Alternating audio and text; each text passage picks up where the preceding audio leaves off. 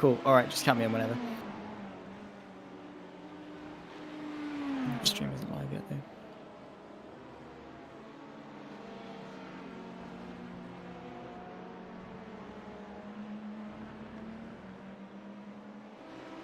Welcome back then to part 2 of the Platinum Endurance Championship, round number 4, the 10 hours of Sebring presented by Prins Barbecue Pits. You're joining us here on the JP Broadcasting YouTube channel for the final 3.5-ish hours of what has so far proved to be a fantastic step into the second half of this brilliant season. Has so far seen some incredibly close championship fights and incredibly close on-track fights as well around the bumps of Sebring. Love it or hate it, it's proved to be quite successful as a racing circuit. Altitude Esports lead the GTPs with 505 and Central Quattro fighting over the LMP2 lead. Then comes a Racing Team 1-2 in the GT3 Pros with Miniti Racing Yellow and Fury Simsport Academy fighting over the GT3 AM, going back and forth. My name is Zach Sweeney. I've got the boss himself, James Parfitt, alongside me in the commentary booth, and we'll be talking you through the preceding moments of this race. And so far, it's been tricky. It's been a rate of attrition. It's been a mountain to climb. And for so many people, it has gone drastically wrong. Oh, yes. 10 hours is playing a big part on certain teams. Elite Racing is out as well. DMI ex MSI Gaming, they've just had a horrendous one. Nuno Viangri was in chat saying that he's ditched a car for SR Technic. Caballano Esports is out as well. Peak Simsport Austria is out as well. Protosim Esports 2 is out. DLR with Albert Priam is out as well. Strickland here in 36th place is the last car on the track. I've also got this funny feeling, if I'm not mistaken, Octopus Racing is possibly out as well, because I cannot find them on track. So I've got a funny feeling they're out as well, but we're just waiting for them to go down the order a little bit, because obviously all the other cars haven't done as many laps as them, so they will become still in the tower. But going forward, 3 hours 41 minutes remaining of this 10-hour epic race as well. Now, earlier on, young Zachary, I want to have a chat with you. Earlier on, I saw a message in YouTube that said something along the lines of, easy peasy, really, just get good. Now, I would like to expel on that and decide whether or not, can you do this? James, there is a reason I'm sat here in the commentary booth. Those that can't do, teach, and those that can't teach, commentate, and that is me. I cannot do either. When it comes to endurance racing, I've never really dabbled in it much, apart from commentary, which a vast majority of what I do is endurance racing. I know what to do, I just can't do it. I haven't really got that experience. I don't really have the patience for endurance racing. I just get bored. I get bored. But my point still stands. I don't know.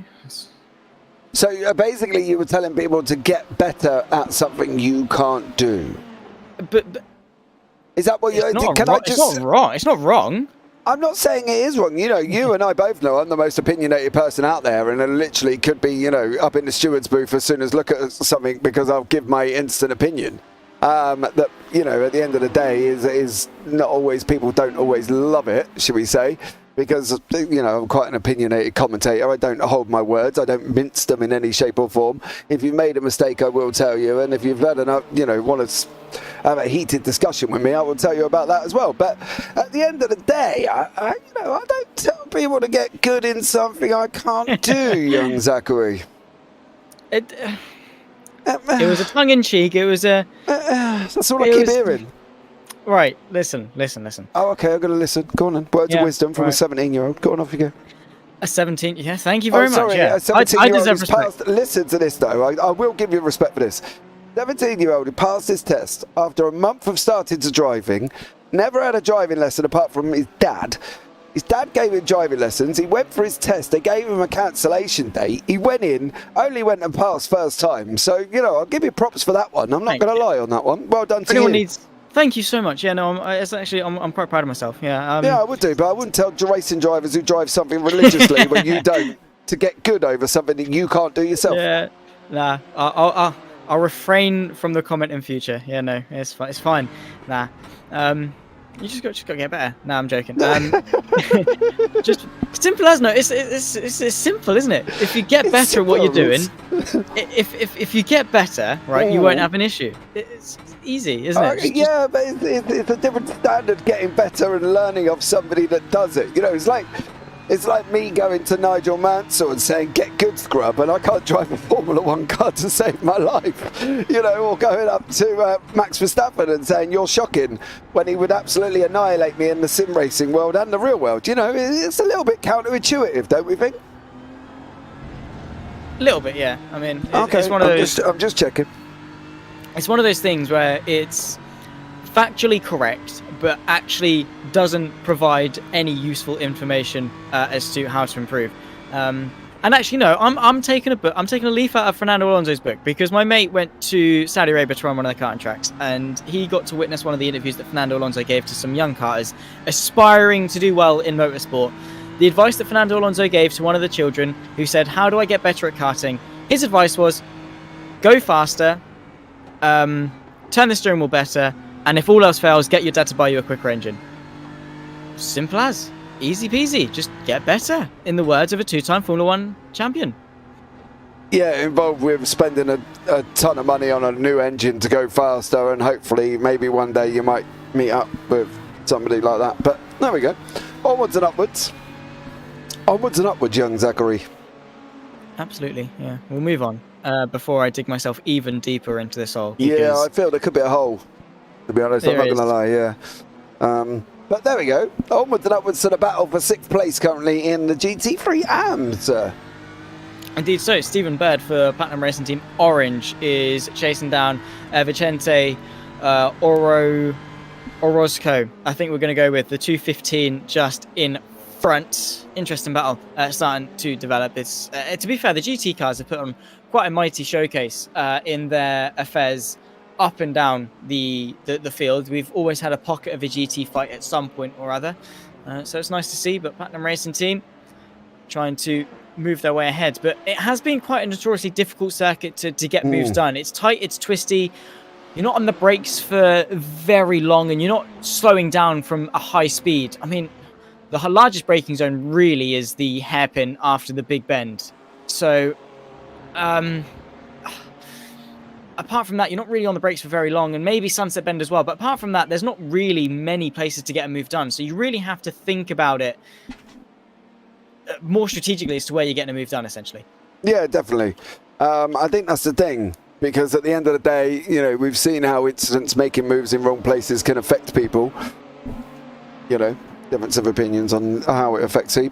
But at the end of the day, you've got to be mindful of what you're doing, and I think that goes for all classes, not just obviously one, not just the GT3s, but others as well.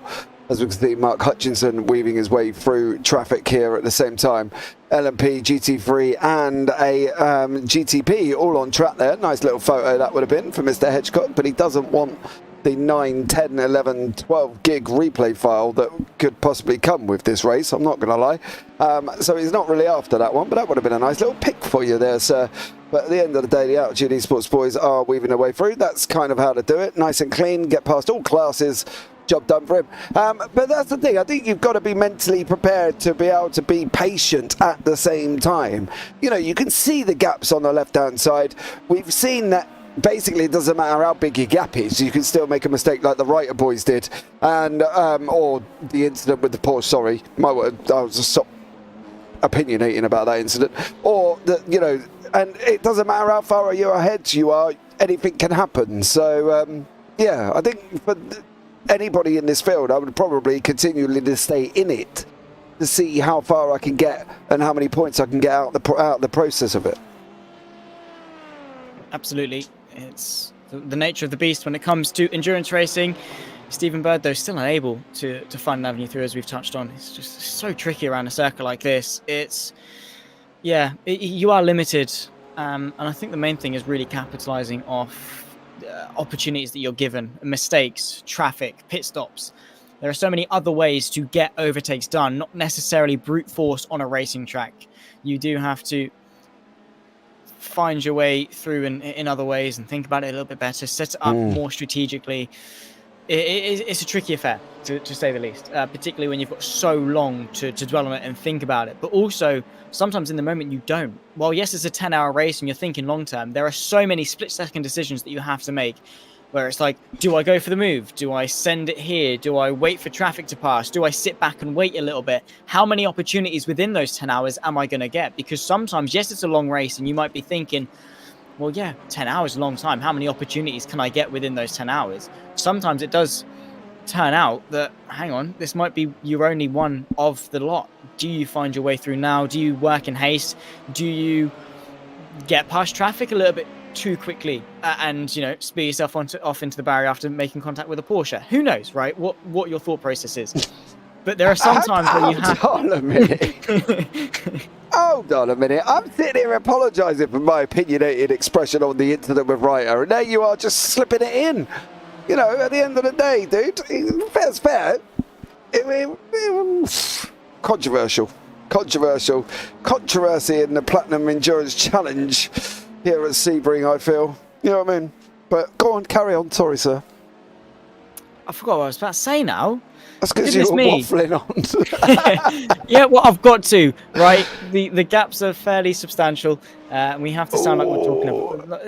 We have to sound like we know what we're talking about. This one here is incredibly close. In terms of the lead fights in some of the classes, they are a little bit scarce. Oh my word, Stephen Bird trying to follow his way through on the LMP2 car has actually sparked a bit of a fight here. Can he get the up and under as they run their way through onto the Almond Straight? He's got a much better run, and this is what we're talking about when it comes to opportunities. These are the moments you have to seize. Stephen Bird now alongside Vicente, side by side of that running towards Sunset Bend. What can the 214 car do? Inside line for Sunset surely is going to be the dominant run. Exactly that. And that's what we're talking about when you have to seize your moment when they come. And that was just all from patience. That was all from Stephen Bird's patience, setting him up and waiting for him to make a mistake. He's got traffic. He's got LMP2s coming involved in this as well. So he knows now that Vicente has got to back off. We have had an incident with P2 in the GTPs. And this is what was done here as well. Oh, what he did? Well, he did it before it clearly wanted to pick up here, unfortunately, for Washington Pereira. Can't tell if he's running down the line or if that's an incident that happened just before that incident. It looked like it was possibly dead. I'm going to try something a little bit tricky here, see if this picks it up here as well, and it has done. So this is what happened to them as they come round down the Almond Straight. João Delgado at the wheel of the Delta Racing GTP, up 3 places. They were in second for a podium. As it just goes round. What actually happens? Oh! Ouch. Yep, wheels bent. See the front right? Not sitting pretty. Running off to the left. And has put them into the pits, and they've been in there for 5 minutes. Can he steer away from that block? Yes, he can, but his front right is done on that one. So that's what happened to them as well. Diego Pereira has been another man that's had his own little ta-ta-ta with the wall from HW Racing. And Pereira here as well made a mistake. It's been a bit of a up and down evening for them. That's pretty much what they've done for most of the race, unfortunately, at certain points. Too many breaks, too much right foot through the beans. Austin Dilts is another man as well from the Chicane Online Racing Orange that's been off track.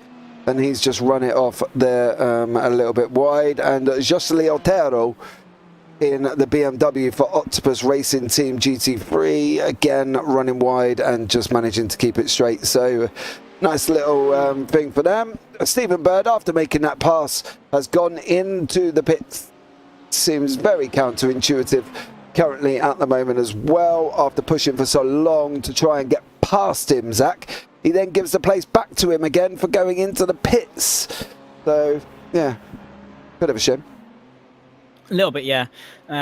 It sort of does defeat the purpose of going to the move, but yeah. I mean, if you know you're close to a pit lane sequence, why not just sit behind and wait? Why carry the risk of an overtake? Each time you go for a move, each time you run side by side with someone, you run a chance of your race ending. It's a very slim chance. You put a lot of trust in the other car and things like that, and you might be thinking, well, it's just another overtake. What could go wrong? the car could spin, you could brake too late, you could go off the circuit, the car that you're overtaking could just completely turn in on you, worst case scenario. You could try and get a cutback and smash into the back of your car. So many different things can go wrong each and every time you go for an overtake. Sometimes it's not just worth it, unless you know 100% that you can just put your foot down and drive past them. Those are the only times where overtaking really isn't a risk. And even sometimes like that, they are a risk, because if that was the case, it would be a utopia of traffic. There wouldn't be any problems with GTPs lapping slower classes. There wouldn't be any problems with LMP2 lapping slower classes. It would be a perfect world if overtaking was simple. But even something that we are learned from day one to do in sim racing, in racing, can even carry such a risk. So if you're a lap away from a pit stop window, just take the extra half a second that you're going to be slower and not carry that risk. Unless you are confident that you are 3 seconds a lap faster and sitting behind is going to cost you the race, just sit back. Just wait. I don't know. Save fuel. Again. Try and burn some off for the end. I'm kind of a little bit with you on that one. I'm not entirely sure what the thought process was for that, but hey, look, we're not in the car, as we've expressed many, many times, young Zach, that we are no more than commentators who give a very opinionated situation about incidents, as Brian Loynes has found out in YouTube chat, that Mr. James Parfitt can be quite argumentative when it comes to situations. Normally, do you know what though, right? You say that. The interesting thing about that is in now, oh God blimey, how long we've been commentating now? Probably nearer on 2 years, 2 and a bit years. I've only ever had one league owner message me saying, James, please can we back up on the opinions?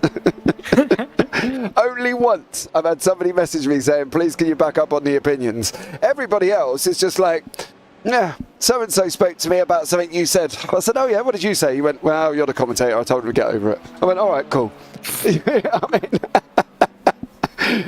the end of the day, you're there to commentate and give opinions. He said, so if they don't like it, then they don't have to listen. But yeah, only one league owner has messaged me saying to me, James, can you please ease up on some of your opinions about incidents? Wow. I know, that's not bad, right? Once out of 2 years, considering how opinionated I am. Absolutely, it's not a bad ratio. But I mean, what do they expect us to do? We've got personality. What do they want us to say? The Austrian race is blue, Porsche works past the pit straight and into turn number one. What value does that add? Absolutely nothing. I don't know. We've got to portray our personalities. We've got to show our opinions, because at the end of the day, that's what the people want. They want to hear what we have to say. We're meant to be the experts. We're meant to be the ones adding insight and value to the broadcast. And if we're not doing that, then what are we doing? No one wants to sit here and listen to us do that, as no one wants to sit here and watch people do that either, because that was a very, very close affair with Thomas Reinberger. But we can sit here and literally commentate what's going on and give a lap by lap, corner by corner basis. But people can see that. They're not getting any value for that. They can see that with their eyes, what we're saying. So, I don't know. Yeah. We know what we're doing is, some LMP2s. I'd second guess myself if I went for that move, I'll be honest. Do you know what's worse? It's our very own league owner here, Marnik Heister, who put himself in that situation. Probably best I don't have an opinion about that, because I might. I might get there's lines. There are lines. Yeah. There are some things I don't say to you. There are some things you don't say to him. And probably best that maybe I'll keep that one of, hey mate, I don't know if the door was open. There you go. That's about as opinionated as it's getting on that one. Before we move on, as he sweeps round the Ferrari of Manuel Cruz there as well. So Marnik Heister sitting with that LMP2, currently down in 11th in class, mind you. Not an ideal situation, but I want to have a chat. Central Quattro 104. We're on the guess that it possibly could mean 104. Quali ban. Up 14 places and in the lead of LMP2. Yeah, not bad. Can't complain with that. I mean, it just goes to show that endurance races, qualifying is very much a novelty more than anything. It's more to say, I got pole position at the Sebring 10 hours. Apart from that, I mean, it doesn't really mean much. You've got so much opportunity that time up. And fair enough, some might be saying, well, the further back you start, the longer it's going to take for you to work your way through the field. And by the time you get into a position to fight for the lead, they're already 30 seconds up the road, which is fair enough. It does make your life more difficult starting towards the back, but it doesn't make it impossible. There are some cases in endurance racing. I remember the iRacing 24 Hours of Daytona. There was one team that started like P8 or P9, and within the first 7 laps was already fighting for the lead, right? It doesn't take you necessarily that long if you know what you're doing and how to get through effectively. And I think that's exactly what the 104 team has done. They've battled their way through, been consistent, nailed everything that they had to do, so much so that qualifying didn't really mean much to them. It was more a case of what can we do from here, pick yourself up and go again, because it's one lap, right? One lap in qualifying does not set the precedent for 220 in the first 6.5 hours. So maybe we're going to get on to just 350, 400 maybe. I don't know how many laps that we're going to complete. One lap out of 400 it means nothing. It means absolutely nothing. Oh, so, that nearly meant something. That might nearly, yeah, you're right with that one. When it gets into the race, in qualifying you can spin out and crash and it doesn't mean much. In the race, if you spin out and crash, so that is where one lap can really define all 400. Definitely, there was that one as well. But yeah, great battle for the 104 Central Quattro team there as well. Thomas Reinberger is having a battle here with Manuel Cruz from the SR Technic. This is for P3 and 4 in the GT3 AMS, young Zach. The final podium spot there as well. So not bad for these guys. Only one of 2 Porsches on track currently at the moment. Marnik Heister is into the pits. Justin Colio from Team Upstate GT3, a big shout to them, is in the pits as well. So it's, yeah, battle of P3 and P4 currently battling away in the GT3 AMS here. This could be an interesting one from Reinberger. I wonder if he's going to be able to get him soon. Indeed so. And he is actually having a look already to the left-hand side into turn number 1. It really does tighten up once you get to the pinch point of the apex. But Reinberger is through and up into the podium spots. The up and under potentially from Chatterton. Well, he's there and he separates the 2 cars. I think he literally just followed Reinberger through, which now puts sort of this is a lap, you see. Yeah, the lap between them. So the with Cruz in behind, about 1.3 seconds behind for SR Technic, that sort of wall between Reinberger and the Ferrari is going to help him a lot, because the Ferrari still has to lap, or Chatterton still has to find a way through, and then obviously.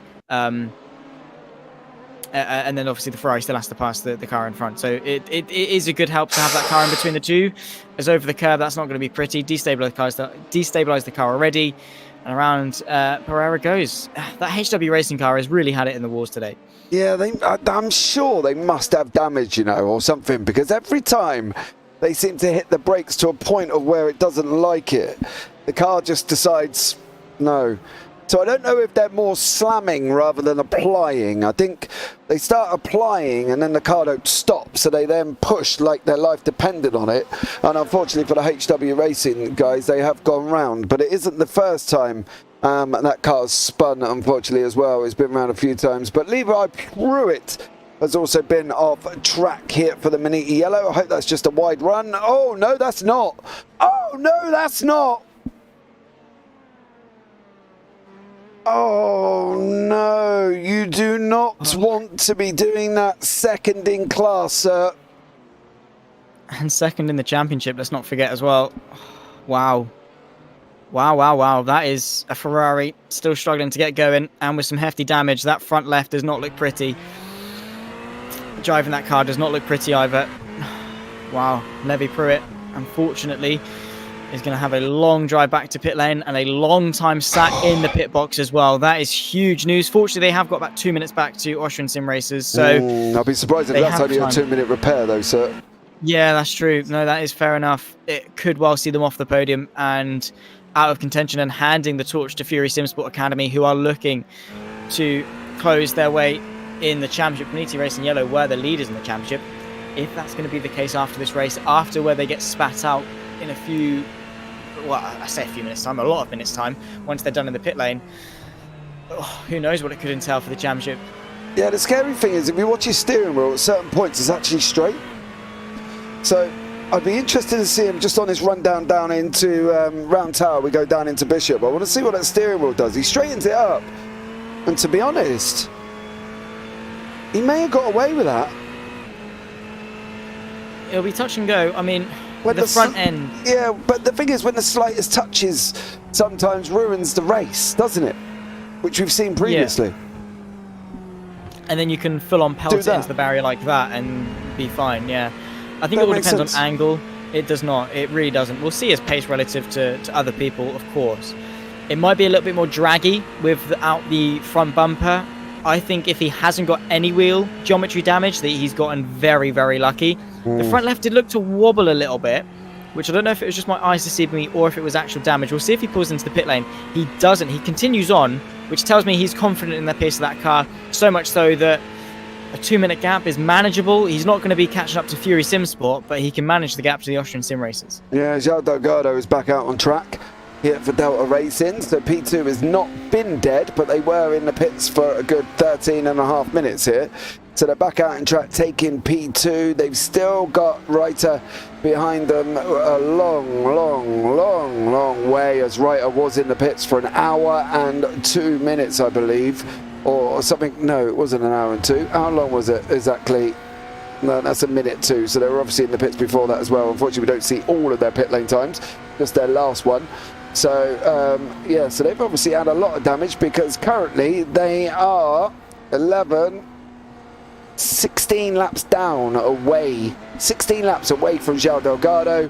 1 minute 45, call it a lap, times that by 16, gives you a good 30 minutes, if not more, in the pit lane. So the fact that they've come back in is not a bad thing, but then again, I suppose at the end of the day, you're still, for third place, going to get 28 points. So you only leads 12 to the leader of 40, which is obviously Mark Hutchison currently in altitude there. So, yeah, battling their way through. 3 hours, 16 minutes left here, Zach. Ooh. It's all going to be heating up, I hope, very shortly. Yeah, fingers crossed. I mean, in the GTPs, can't really see much in that category purely because of the rate of attrition, how difficult it's been for some teams and how perfect it has been for altitude, unless something drastically goes wrong for them, which, touch wood, hopefully it won't for them. But, yeah, I mean, they've nailed it, really, in terms of their pace, their consistency, keeping out of trouble. They've mastered it relative to everyone else around them. So much so that while they are leading the race, they might actually get a little bit bored. Speaking with Brian a little bit earlier on, a driver for the 38 team. And he was saying, yeah, it's so easy to slip into that complacent mindset of, making mistakes and getting too comfortable leading.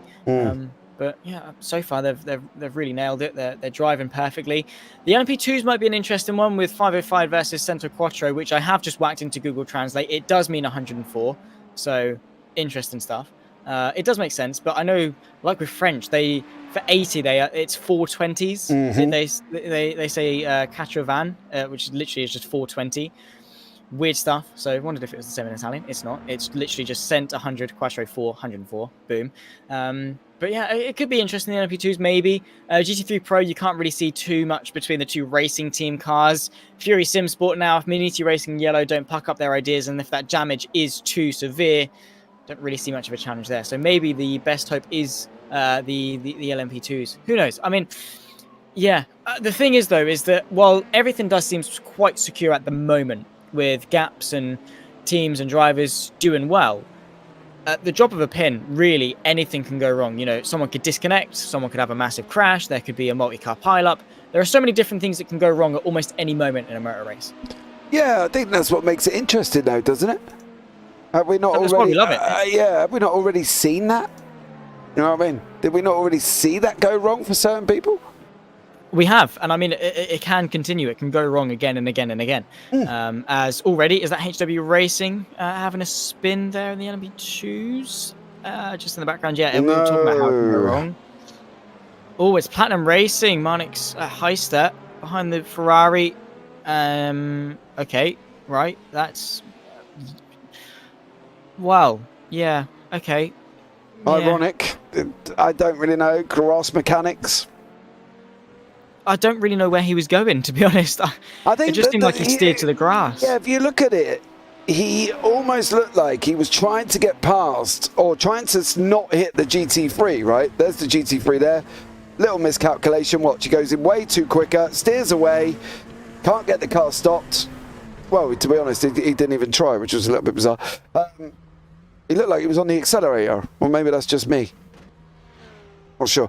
Anyway, he's off the track and is now Ben Dutton 505 is in the pits. Leonard Ziegler from Bazinga, sorry, has got Christian Streitenberger in the MRP, who's also had his own little dramas throughout the rest of this race earlier on as well. Did not have a good first stint. You know, he went round quite a few times. So, yeah, the fact he's back in the car and sat in 4th place when 3rd is just ahead of him, got himself involved in some incidents that probably shouldn't have done. As well, with some wonderful GT3s, and him and Ryan O'Connor from Blue Crisp in the GT3s. Well, Caleb Koski's in the car now. Had a coming together, should we say. And yeah, there was not a happy chappy in my DMs there. I won't read out what Mr. O'Connor said, but it yeah, wasn't broadcastable, should we say. Is anything ever. Yeah. Well, there are definitely certain things that come across your mind that you think, no, probably shouldn't say that. No, let's keep that to the the channels. Yeah, good plan. Probably best, I think, actually. Maybe I think probably best. Maybe we should start a Patreon, the James Parfitt Broadcasting Uncovered. Maybe, oh yeah, uncut. Oh, O'Connor. Oh no, Caleb Koski. I think that's Koski. Stop. Oh. Wow. I'm not entirely sure what that was. Oh, he's already going. I want to go a little bit further back than that. He's coming out of 1 and he's just loose. Break. Yeah. I didn't see a break. Well, you can't really do much on the grass. Sometimes the worst thing you can do is brake. But you can at least, yeah, well, it ain't going to running backwards into a barrier either on that one. But Ziegler now is under pressure from Strettenberger here as well from MRP. So nice little battle developing in the Teeth LMP2s here. Yeah, that's true. Once more, we've got battles going on, but yeah, an interesting mistake there from the from Koski. Yeah, don't really know how to make of it other than he could have braked. He could have changed down a gear as well, use a bit of engine braking to slow the car down, or use the tyre barrier when in doubt. I mean, with how temperamental sometimes the damage model is, I wouldn't risk it. But either way, the focus is turned to this battle here: Leonard Ziegler versus Christian Streitenberger. And a drag race potentially towards sunset using the slipstream to full effect as the MRP by Fields Academy. They've got a BMW to negotiate which way is each of them going to go. Streitenberger follows them through and no changes into sunset.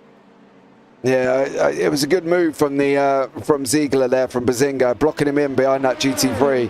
To be honest, I probably would have done the same, used the GT3 to my advantage. But now I also would have gone on a little bit more of defence than that. And unfortunately, Streitenberger is through due to the fact that the door was left wide open. However, manages to hold on to it. So, yeah, probably a little bit less defensive for Streitenberger. Now, one of the interesting things, Bird is back up behind Roscoe again from Vicende, from Incasel round Ineos, and Platinum Racing Team Orange are back together after pit stops. Both made 7 at the moment, predicted 10. With Mr. O'Leary earlier on, who was trying to do maths and commentate at the same time. That was quite an interesting scenario as well. But these guys are back together. So Stephen Bird did end up behind Vicente. And, yeah, not ideal. Not ideal to say this. But speaking of Mr. O'Leary, he is sat here in the commentary booth and he is ready to swap out with me. I've been here for the last 4 hours. But James Parfitt, Ewan O'Leary will take you through to the end of the race. Thank you very much, young Zachary. Let's bring Ewan in. Good evening. Evening, just about. Afternoon, late afternoon, evening. Yeah, looking forward to jumping back in the booth and seeing what's been going on over the last 4 hours or so since I was last here. And it's, yeah, safe to say quite a lot has changed. Yes, a heck of a lot, to be honest, has gone on. We've Writer Engineering had an incident with a Porsche, should we say, which gave them damage, and they're now a long way back in 3rd place there at the hands of Nico Schwartz at the moment.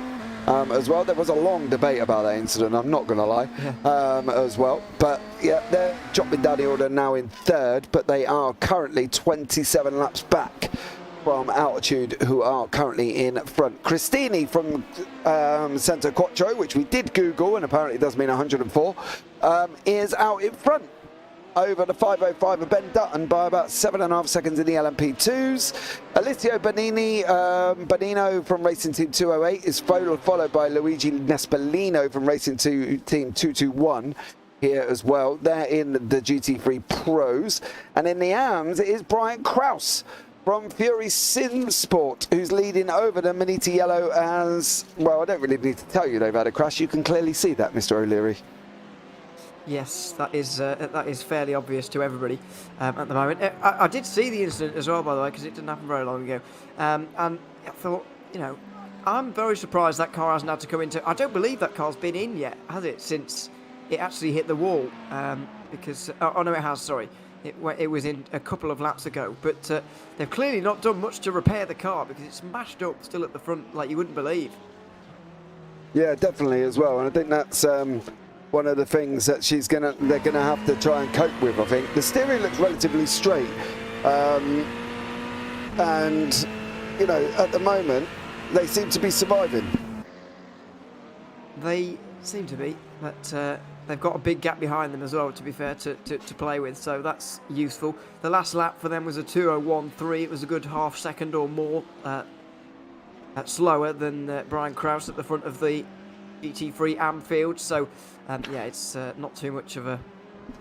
It doesn't seem to be hindering them terribly. No. But either way, they're quite a long way now.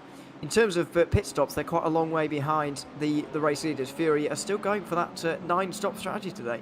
Yeah, they're still pushing for it, I think, at the end of the day as well.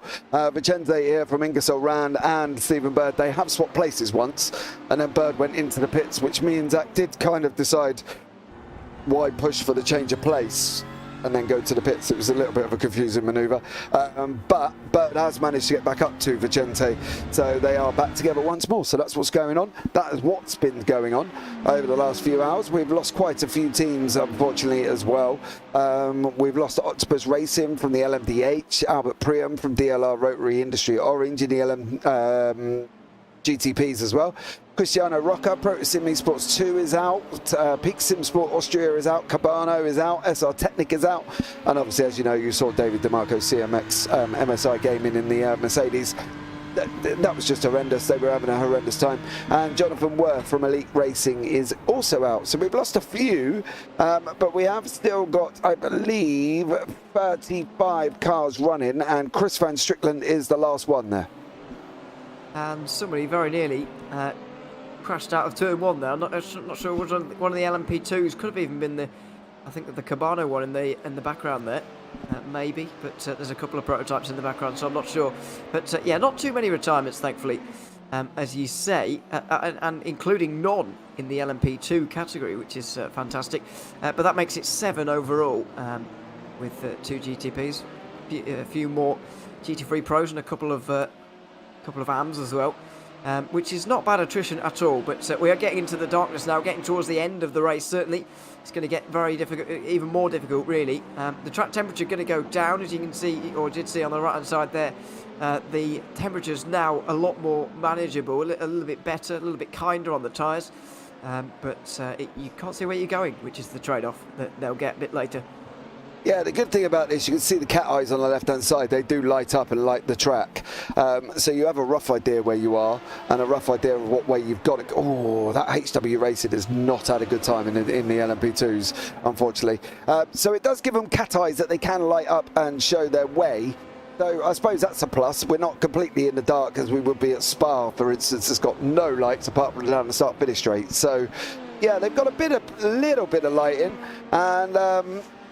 They might be all right, but the temperature has dropped, as you can see, 26 degrees currently at the moment as well. So that's not a bad move whatsoever for these guys. But this is the closest battle again, as we said earlier on, closest battle in class now. So yeah, there we go. A lovely orangery sky in the background of some of these shots, as you might be able to see. Looks absolutely fantastic in the Florida sunshine here this afternoon. Down the inside for one of the LMP2s on this GT3 battle we're following. It's in the Pro category. It's between Vicente Orozco and Stephen Bird, who's just in behind, trying to find his way through. Ingersoll Rand are just the team in front at the moment. Do plenty of racing in and around iRacing. especially in GT3s. But on the defensive at the moment for this 6th position down in towards the hairpin. Stephen Bird is going to have a look to the inside, and he will eventually make his mind up and go down the inside. Very late on the brakes, too late on the brakes, way too late, dear me. Orozco was actually a bit late himself, but not quite as late as Stephen Bird, who's missed the corner entirely. Yeah, he did there as well, and this is how he did it. Just got on the brakes far too hot. Never going to make it.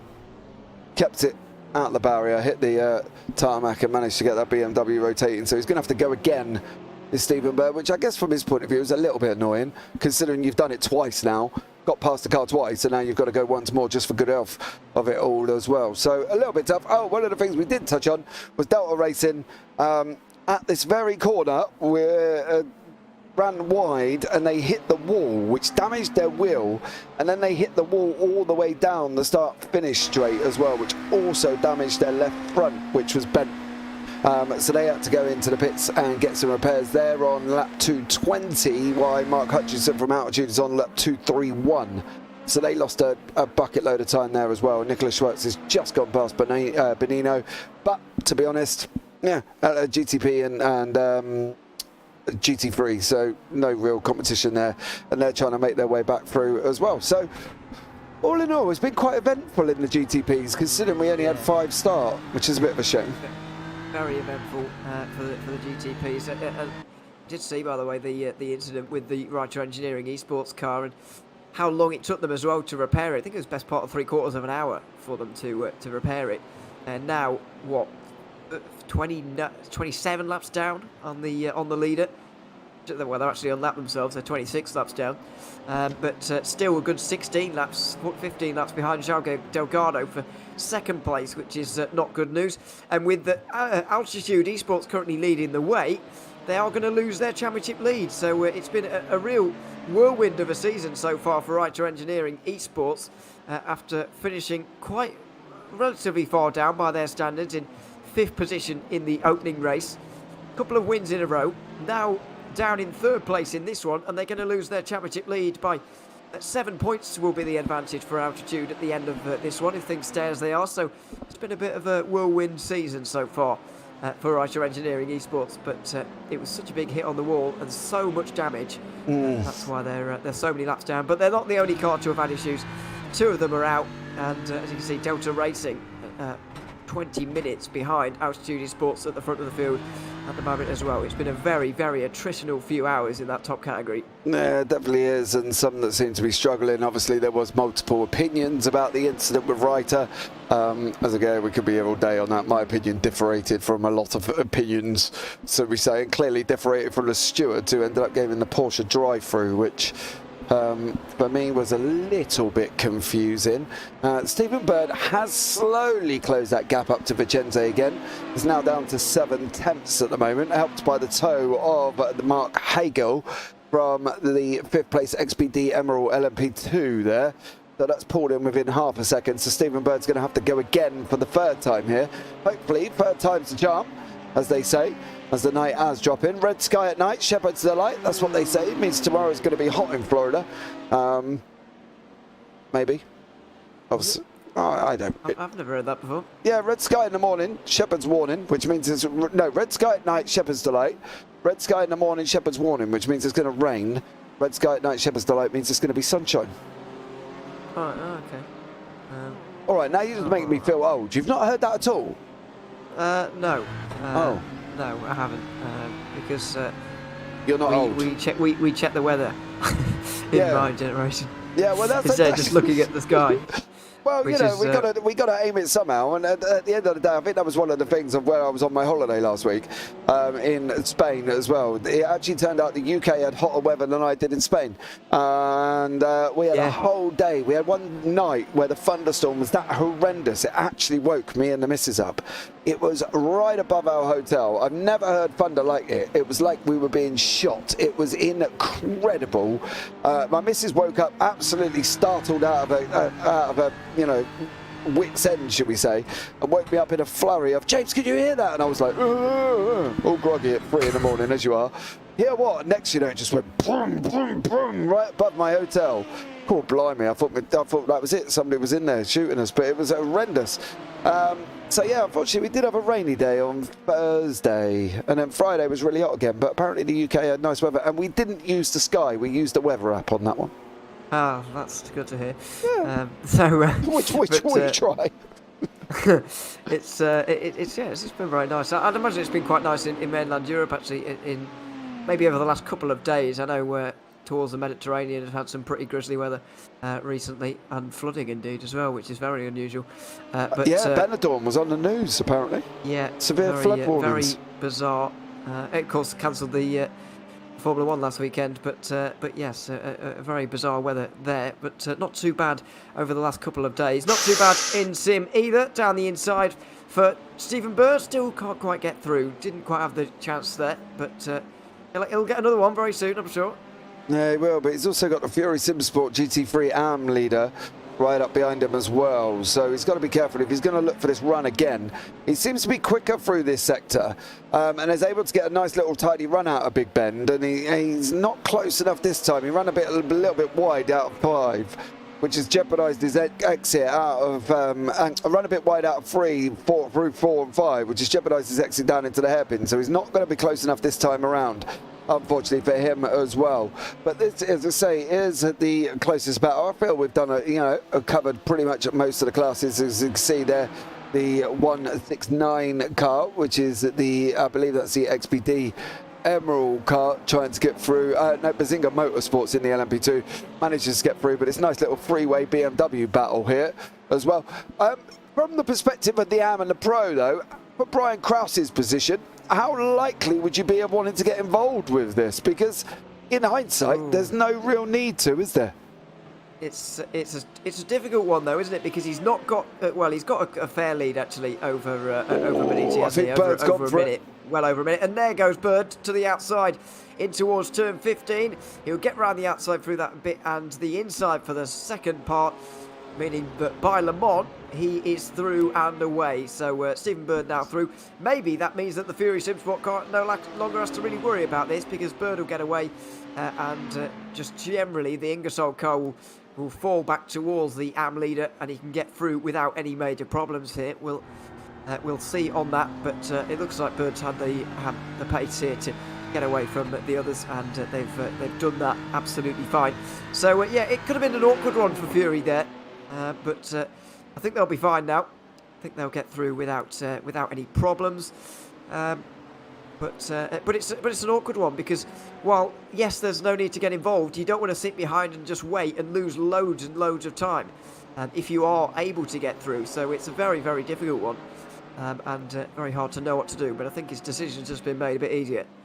Yeah, I think it has Stephen Bird there making that move, which has probably helped him a lot now. If he is quicker than Vicente from Ingersoll, he's going to have a go at trying to get past him. To be honest, I would be very, very, very, very surprised if he sat there. But Vicente seems to have got a second win now and is pushing that BMW to try and get up behind the PRT Orange, of course, in front of him at the moment. So from Vicente's point of view, he seems to have got a bit of a second wind.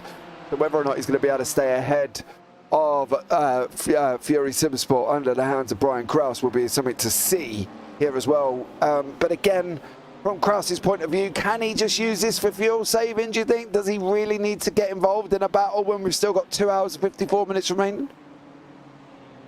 Well, it's just a point really. It's not in principle, but if he loses loads and loads of time by just sitting here behind them, then he'll want to get through, because he's got a big lead over Maniti at the moment, but who knows how the rest of this race is going to pan out. And of course, Krause is not far away from a pit stop, in all fairness. He'll be in 3 laps after this one, so maybe he will wait. But these guys in front are likely a lot heavier on fuel than he is, so Krause is on the low fuel. He'll want to make use of that low fuel as well. He'll probably be quicker, even if he is an AM versus the pros here. He probably will be quicker because of the lack of fuel he's got in relation to those two in front, as they all mind their own business in towards Sunset Bend, because one of the GTPs has come through on them all, and that's all sorted fairly easily as the pro leader comes into the pit lane. Alessio Bonino in the 208 racing team car is into the pit lane and should be back out there again very soon. Yeah, Nespolino here as well has already been in for his 7th stop currently. Bonino is there, Nespolino is there. So, yeah, not too bad there as well. But this is the closest battle currently with Kraus from Fury Simsport deciding what's going to be best for his penalty. We've got drive-through for 1110 PRT Black, second warning, and thus a drive-through penalty. That is at the hands of Marnik Heister. So what is there as well? It doesn't actually say what he's done wrong, but this may be his last incident that he had. Run onto the grass. Car's going to snap. And around he's going to go. So, yeah, he's had a second warning, but it doesn't actually say what for. And Swan. It probably won't be for that spin there. Christian Streitenberger is into the LMP2. And it makes a dive down the inside. Oh, he's lost the car. And the BMW has to go round and avoid for Streitenberger. That's the MRP car down in 4th place at the moment with quite a gap of 1 minute to catch up to the car in front and another 30 seconds behind, another minute and 30 seconds behind him. The next car, oh, that's a big hit on the wall for Chicane Online Racing. Yeah, Streitenberger just, oh no. Has he gone and done the same thing? Same area of the track. On the curb. Oh, no, yes. No, that's what Chris Chatterton did earlier on, I think, isn't it? In the Prestana Nomad BMW. But a long time ago in this race. Acted into the wall. Didn't receive damage in the same way, Stephen Bird, but he'll probably have to redo that overtake all over again. Because he's had to do it multiple times, but it's more severe, it's more serious than that. He has got significant damage on this car. That is significant left-hand down. He's going to be going about 90 degrees to the left-hand side to steer that car even straight. That's quite remarkable suspension damage there, and it looks like it's on the rear end as well, which is even worse than front-end damage. Yeah, he's done the rear end in. You can see it there. He hit the rear end of the car, and unfortunately for Stephen Bird, after driving so well, 3rd time was the charm for getting past the Vicente. He unfortunately goes and sticks it in the wall. Now, one of the other things that has gone off here is Leonard Ziegler. I'm hoping that's nothing more than him just running. Yes. Miscommunication is what it was, and he flashes the lights at the BMW. Generally, as a slower car, you are instructed to stay on your line and and make sure that you don't differentiate from that, because otherwise you'll cause everyone a headache. I don't know whether he did that or not. That's not my comment to make, but yes, that's maybe what the Bazinga Motorsport driver was flashing his lights about there on that particular instance. There is the Brian Kraus driven GT3 AM leading BMW, nearly a lap ahead of the Maniti Racing car now, with nearly 1 minute and 3/4. You'd think that his pit stop in 2 laps time, or even the lap after this I should say, is going to keep him out in the lead as of right now, and the strategy clearly of getting to the hour every time is going very, very well, because he's the only driver to manage it in any of the categories. He's the driver with the least amount of time or least amount of stops in pit lane out of the entire field so far. Yeah, currently is at the moment on 6 here for Kraus. Nick Kirstens there has said it was for earlier reasons for the PRT. So, unfortunately for him... We'll never find it. No, we're never going to find it out, because I can't go back that far. But Chris Van Strickland here, running wide out of turn 1. Is the car going to snap? Yes. Is he going to hold it? Wow. Oh, I spoke too soon. Oh, no. Oh. It's the longest crash I've ever seen, but he's held it. Yeah, it was a bit up and down. Won it on that one, but let's have a look from a TV angle so we can see the whole process of what Strickland went through. So there he starts. And then he goes over the bump, and I really think he's heading for the wall. Then he gets that bit of tarmac, and he's heading for the wall again. Then he loses it again. He's up the curve, and he's saved it, and he's just about kept it out of the wall. That was quite remarkable. Yeah, well, we didn't want to lose our last runner on track at the moment either. So, well done to him. And then we're back with the Kraus battle, who's still battling away here with Vicente Orozco from Ingersoll Rand Esports. it looks like, to be fair, Kraus is doing a great job on saving tyres, well, not saving tyres, saving fuel, shall we say, and is able to stretch out to 2:48. He could have 2 pit stops left to go, I think, from Kraus, if I'm not mistaken, give and take. They're in their car for about an hour. 2 stops after this one. So he's done 6 stops. He will need to do 9, and so that leaves him with 3 remaining. But I think he's about to make his 7th stop of the day at the end of this lap here. He's so close to the end of his stint here that he's decided it's not worth the hassle of trying to overtake the driver in front, and fair enough to him for that. It's kind of sensible driving. It's exactly why they're still in the race and still out front in this race as well, because they've had a fantastic time of things so far. But now it's time for this stint to come to an end, you would imagine, and here he comes after another 30 laps. He's in pit lane and comfortably making it to that hour mark, the only GT3 driver to do so as well. Yeah, it does there as well, and Linus Grace here is all the way round up into 4 and 5, so he's not going to get anywhere near him as well. So yeah, I think if Kraus is just sensible, he should be able to maintain that lead and keep the car in front of this Mini Racing Team Yellow. It's kind of the same situation here. But Christini has got about a 9.5 second gap over Ben Dutton, of course, 5:05 for leading for pretty much most of the race as well. And then, of course, we've got the Altitude Esports boys, Mark Hutchinson, Brian Loynes there as well. Oh, hello. No. Giving that Porsche a very wide berth because of its technical problems there, but thankfully Hutchinson not falling afoul of them. Yeah, definitely. Ryan O'Connor there. James is back. Yes, I am. And I didn't even sleep either. I was sat just chilling, eating, the main focus of my break, to be honest. You really won't sleep. No. Well, I don't know about you. Maybe that's just a me thing, to be fair. Well, to be fair, if the way I looked at this situation was, if I went and had a kip in the afternoon, I ain't going to sleep tonight. That's what my mum always told me. So I agree with that as well, by the way, on personal experience. Yeah. Yeah.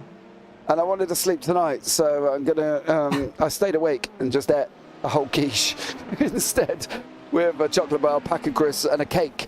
It's pretty much, but not just any old quiche. It was one of them quiches from Morrison's. That's like, I don't know, 9 inches round, I suppose, are they? So I ate one of them. To be honest, I was hungry. I've never had one, so I don't know. But yeah, I'll take your word for it. Hey, it was really nice. I'm not going to lie.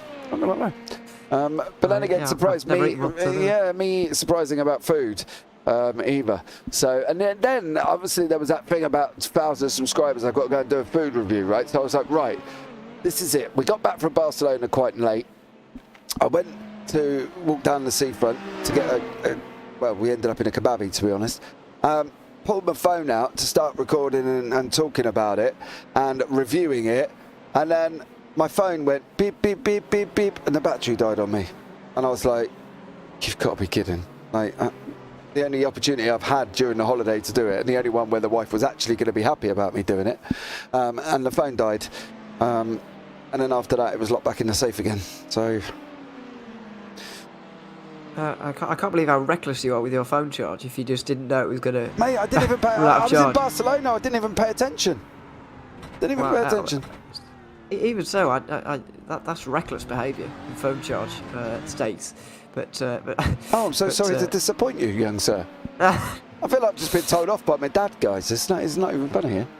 It's not telling off. It's just an observation. Thank you. From that. This is the SimVision car. We're still getting into a bit of trouble early on. They got a bit of telling off from race control earlier for the incident with the Audi, and David Sunshine has gone around nearly all the way, but it's back going again, and he'll all be fine. Still running third with about just over a minute ahead of the car in front, and just under 30 seconds to the more than a minute to the car behind, just under half a minute to the car in front. So they're very much on their own, as are most of those in the GT3 categories. To be fair, the field's very spread out at the moment, with still just over 2.5 hours to go. Yeah, everybody's kind of spread out, really. GTP's Altitude Esports has got it kind of done. Not entirely sure why you're flashing Gianpaolo Cristini. Didn't really see anything wrong. He went past you. Maybe it was a sign of thank you for not taking me out there as well from Benino. So, yeah, maybe it might have been an Italian hello, who knows, on that one. Phone charging disrespect, says Biggles. Yes, very much so. I didn't really pay attention. I was too busy in Barcelona chilling, and then we got back to the hotel, and then we went out, and I didn't even think about it, to be honest. But there we go. I will say one thing: if you do get an opportunity to go around the Barcelona football stadium on the tour, definitely recommended. Even my wife enjoyed it, and she hates football. So it was an amazing tour. Well, yeah, I suppose it doesn't have to be about football when you visit a stadium like that, is it? It's not No. quite, even though it's very closely related. So, Have you ever been? No, well, I went to Barcelona, but I didn't go around the Nou Camp. No, Oh, mate, I tell you what, So, they put you on the second level to start off, and then you go down onto the pitch side. You follow obviously a route. You know, they're not going to let you wander wherever you like. And it's quite interesting with Barcelona as well, because what they do is they let you go into the away end changing rooms. They let you sit in the away end dugout. They don't let you do the home end. They let you sit in the away end dugout, so you can sit in the chairs and stuff. And then they move you up to the second level, and then they send you up to the top level. I'm not going to lie. Slight bit of vertigo on that top level, because you are high in the air there at the Barcelona football ground. And even the missus was like, I'm not entirely sure I could sit up here and watch this. Like, you know, you can still see the picture stuff, but boy, oh boy, across them 3 levels and that 4th level, yeah. Vertigo, vertigo, vertigo. Now, unfortunately for this one, go back to the racing. Lino Grease from Maniti here, yellow. oh no. Has already What's smashed gone on? up. Yeah, gone down into the hairpin. Gonna run on. Yes. Well, he'll take that. Well, he won't, because he ended up jumping back to the pits. Okay. Well, what's happened here then? Clearly, there's more to the story, because otherwise they wouldn't have jumped back to the pit lane like that. You wouldn't imagine. And now Fury Simsport Academy have a real chance of taking the championship lead today. Oh, maybe they don't. Brian Kraus goes around at turn 5. He's still got a lap's worth of a lead now as a result of Maniti coming into the pit lane, but that will be unnerving for him. Yeah, watch that car in front. Yeah, that's basically what causes it, really, this technical problem. It's closing anyway. So, yeah. I actually think he would have hit the Porsche anyway, even if that... but that technical problem definitely didn't help. Yeah. So, there we go. Yeah, well, it's not real football. Only Australia has real football. Yeah, that could be a whole different debate with American football and football. It's a very different debate. Yeah, and Aussie rules. There could be an American joining in as well to say that they've got the real football. Yeah, Ryan O'Connor could duck up and be like, yeah, America is real football, and which you play with your hands, so technically it should be called handball.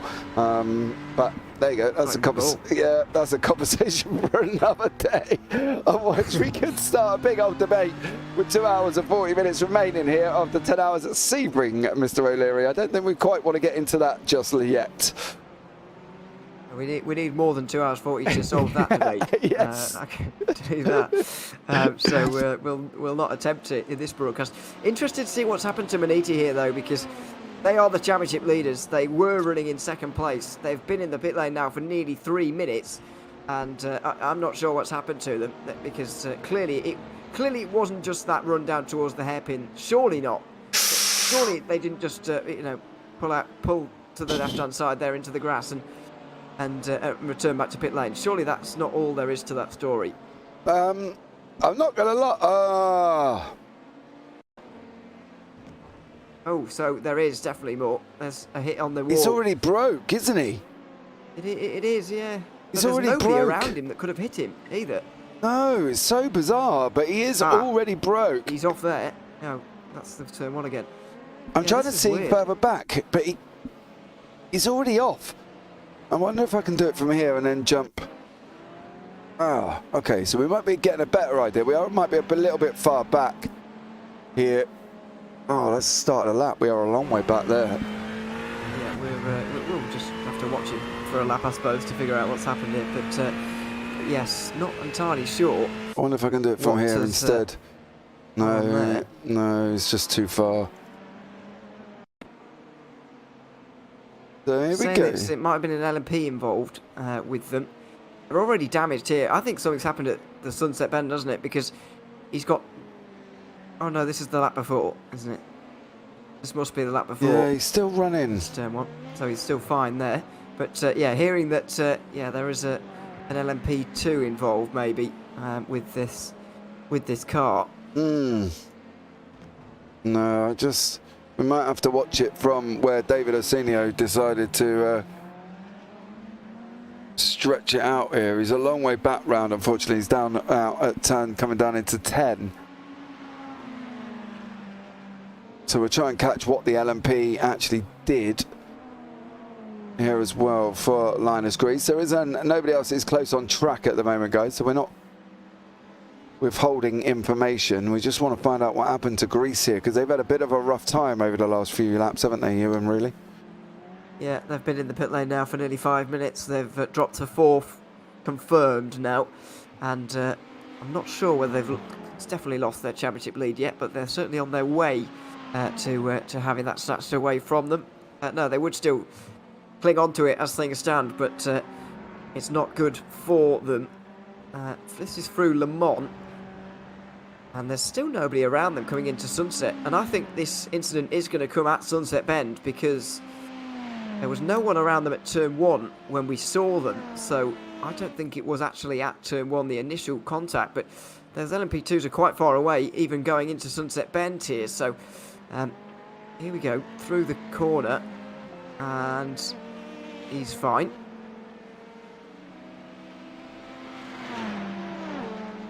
Well, this is the run where he escaped to pit lane, so that's what happened for him to go back to pit lane.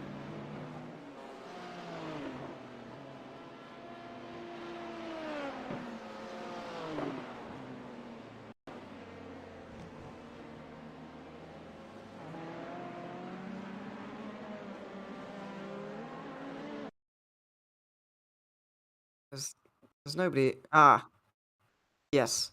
I think we were about to catch it there just as we came off the replay. Yeah, so here we go.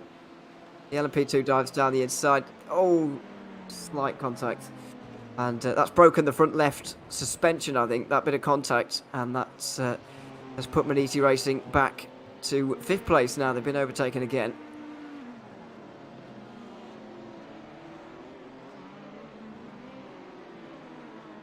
Was it him?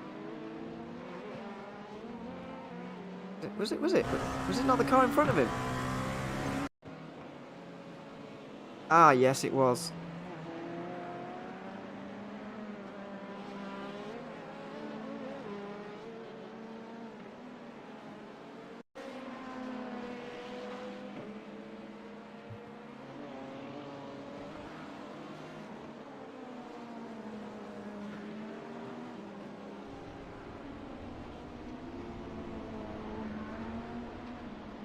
Oh no. Oh!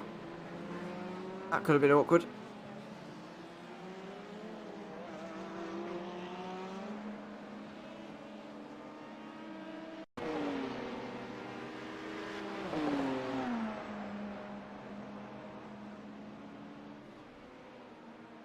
Oh dear. And he's just gone onto the grass on his own there and smacked into the wall for Austrian sim racers. I think that is a legacy of the darkness that we have out there on the circuit at the moment. It's very difficult to see where you're going around this circuit. So that certainly wouldn't have happened otherwise, as Austin Diltz makes his way back out onto the circuit again and narrowly avoids the wall. He had that incident at Le Mans about half an hour ago, if you remember.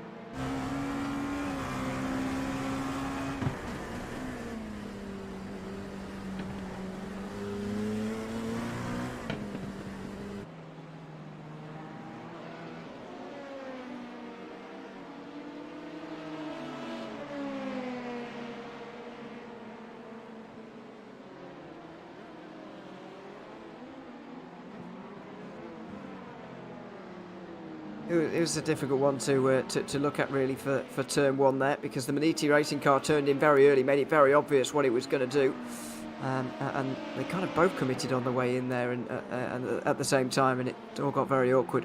And to be fair, the contact or the amount of damage, sorry, that Maniti Racing got from that bit of contact is actually quite unlucky for them really, because it was a swipe really, but it's completely snapped a suspension arm, I'd imagine, or a steering arm, sorry. and they just can't turn any longer. They couldn't even get it back to pit lane.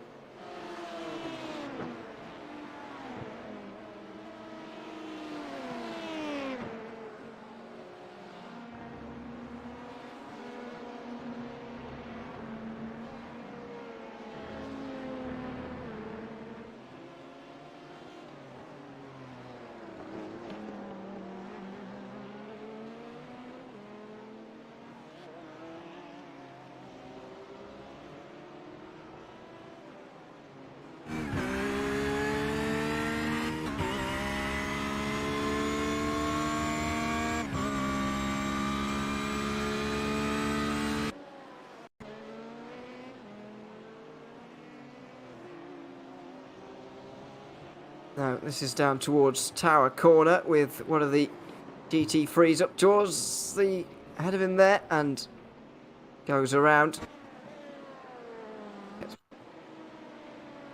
Let's see what happened to Bazinga Motorsport here through turn 1. That's just a run wide. Saves it quite well. There's not too much gone wrong there. João Delgado was just in front of one of the LMP2. So this was just before we joined Even Spitz, actually. Delgado had just been off the road and wide through turn 1, but other than that, he's absolutely fine.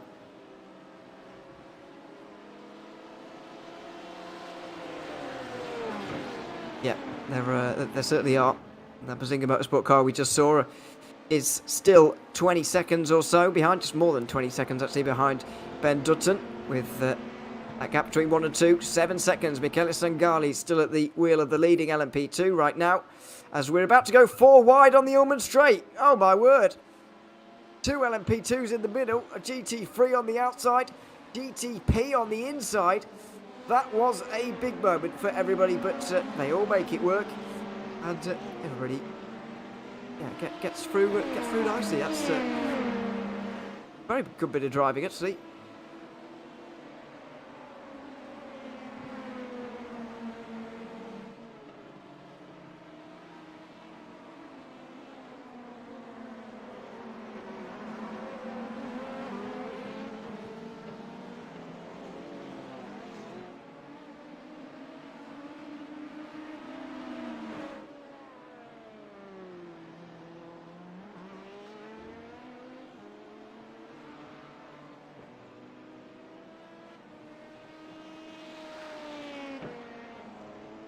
Certainly the closest, and to be fair, the gaps in the LMP2 field are the closest at the moment. The MRP car catching Bazinga Motorsport for third place right now as well, and so that's all encouraging.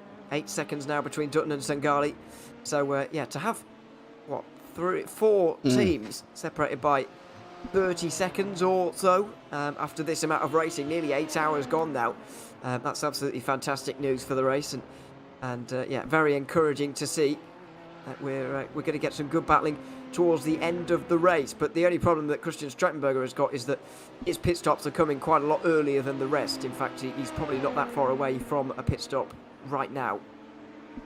I wonder if there's going to be a protest from Maniti Racing Yellow there with the contact. Yeah, I think that might be. The problem is for Strettenberger's point of view, is if he's been protested for every incident that he's been involved with, the stewards might be like, oh, him again, drive through, whatever. You know, hopefully they'll look at the incident and see it properly, but there was contact there, so whether or not he could have given it more room, I don't really know. It's always a tough one. It's looking like we've lost the Austrian sim races of Thomas Pieber and Thomas Fischer. Actually, I think Fischer might be still going, but I think Pieber is gone, unfortunately for him as well, at the GT3 Pros. So that will give everybody else a little bit of a bump up the field. Caleb Koski is still running for Chris Racing down in 5th at the moment. He is quite a way back, 3 laps back from Thomas Berlin, who, to be fair, considering he started at the back of the field with issues, he's done quite well. He's 4th in class at the moment. Yeah, and I've not seen anybody else other than him at the wheel of this car. I don't know if I'm forgetting someone. I mean, surely I must be, but even so, he's doing a very good job at the moment. He's burning and knocking on the door of a podium here. Well, of course, he was 5th position before Maniti went off the road, and maybe he just needs another problem like what Maniti just had for him to get onto the podium here. But he can he can give it a go nevertheless, and I'm sure he will be over the course of the remaining 2.5 hours in this race. But the battle for second in GT3 AM is pretty encouraging right now as well, with Austrian sim racers being caught by SR Technic. Yeah, definitely. Going to be an interesting one. 2 hours, 28 minutes to go. Thank you so much for joining us here as well. With myself and Mr. O'Leary. We've got Nico Schilwitz in the waiting room here as well. This is obviously the writer, engineer and driver. Would you like to have a chat, or do you want me to have a chat? Because I've got a funny feeling this could be involved in this incident with the Porsche.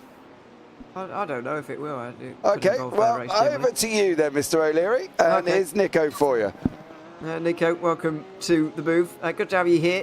Third place for you guys at Writer Engineering Esports at the moment. Tell us a little bit about what the mood in the team is like after the first 7.5 hours or so. Yeah, I mean, we had the big crash you saw on the stream, but right now it's just about minimizing the damage, and yeah, it went quite well until now. Absolutely. I mean, this circuit provides a lot of thrills and spills, and you've experienced that so far this race. What's it like now that we're into the darkness for the final quarter of this race or so? Does that change many things for a prototype driver when you're in one of these races? You're very much outnumbered as well, with a lot more GTs than prototypes, especially in the GTP category, which you're in. Does the darkness change anything here tonight? The most change is definitely the temps, because it's much nicer to drive in the low temps than in the high temps, so I think it's actually better in the night. And how many stints on a tyre set are you doing, by the way, as well? Well, maybe you don't want to give these secrets away, but roughly how far are these tyres going now that the track temperature's coming down? I mean, you're changing the tires every few stints, so you don't really have a problem with the tires. And in terms of the remainder of this race, are you fully expecting to, be finishing third, and you're expecting or happy with that, or is there anything else you can really do from the position you're in at the moment? From on pace, we can't get to P2, but of course there's the hope that maybe there's some incident, but of course you don't wish the contenders to crash, so yeah, we think we will finish in P3.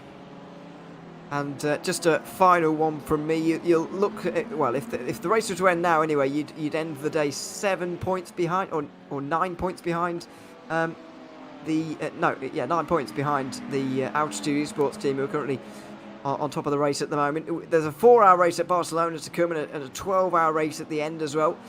Do you still think that the title is within reach for you guys, even after today? Yes, of course. I mean, we will give it our best and try to win both races. Absolutely. Nico, thanks very much for joining us, and good luck for the remainder of the race. Thanks as well. Thanks very much. Nico, they're joining us from the Writer Engineering Esports team, and good to see they're remaining relatively positive despite the situation they find themselves in, because it can't be too motivating, to be honest, seeing the gap that they have in front of them of 15 laps to try and close down on the next car. That can't be particularly inspiring.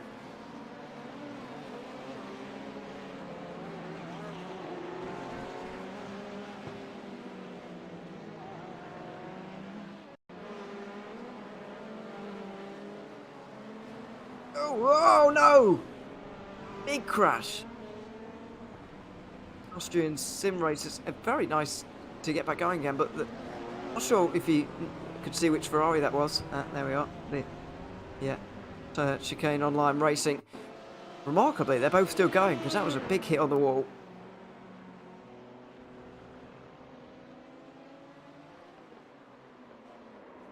Oh, did he hit the BMW?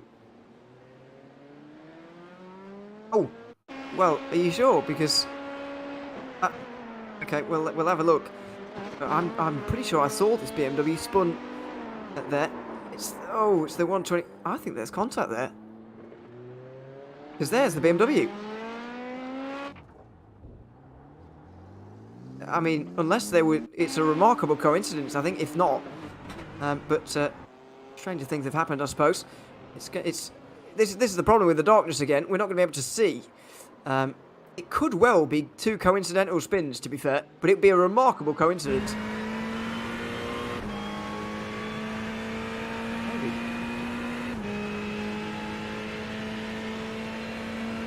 Not sure which incident they're referring to there. Maybe something that they're... To be fair, they could be experiencing it themselves rather than on stream.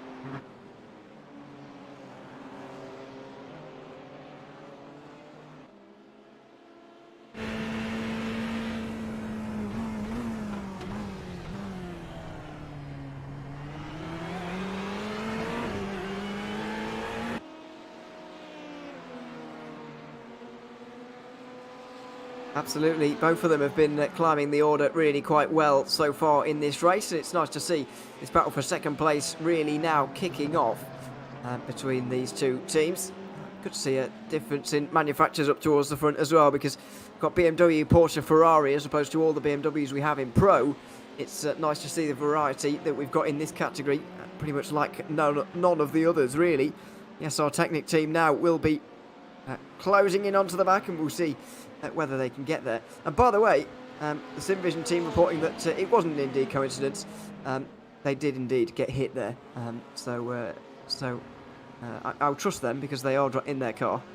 So I'm going to go with their word rather than ours, since we can barely see.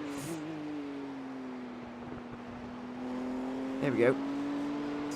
This will be the angle, and he does it well. It's still hard to see, to be honest. But maybe it's just me that can't see. But it's dark and hard to see. But I'll take their word for it. Certainly, SimVision will know a lot more than us about their own car and their whereabouts. But yes, it does seem they certainly went around. There's no doubt about that. Yeah, I think I can see it there with that angle. Yeah.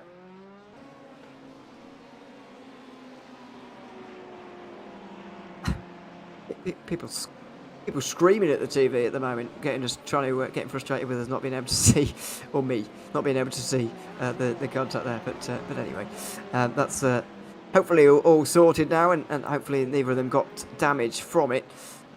Unfortunately, our battle for second has been interrupted slightly by a faster Ferrari, I think, unlapping itself or putting another lap on these drivers here. I think it's an AM trying to unlap itself here.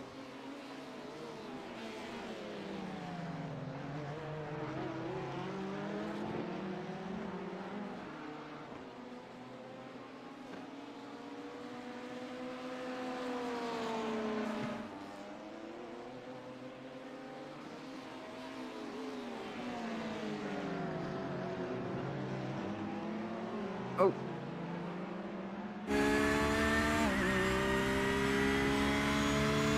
Well, unfortunately, the SR Technic car went a little bit wide into Cunningham there, and has dropped quite a long way back, nearly 2 seconds back. There you can see the Ferrari just through the bottom of your shot. That's the 242 Ferrari trying to put a lap on them. So it is indeed actually a faster Pro trying to put a lap on these guys. Thomas Fischer, who's currently in 10th place in the Pro standings, trying to get through on the Austrian Sim Racers car, and so surely now they'll let one another through, and that will all be fine. But yes, that battle for second in AMP briefly interrupted.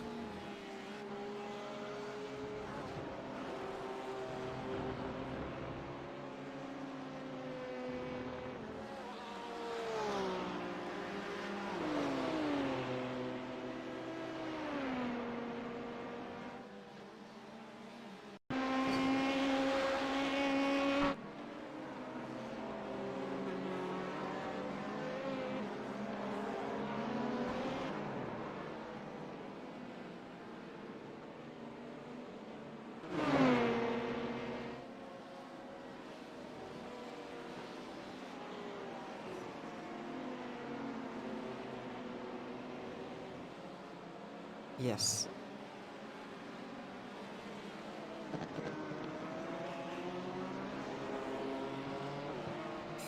Absolutely. It certainly is. Still just over 2 hours remaining in the race. We follow Martin Hobson in the Platinum Racing Team orange car. It actually is orange, isn't it? Or is it maybe not quite? No? Well, yes. Okay, yeah.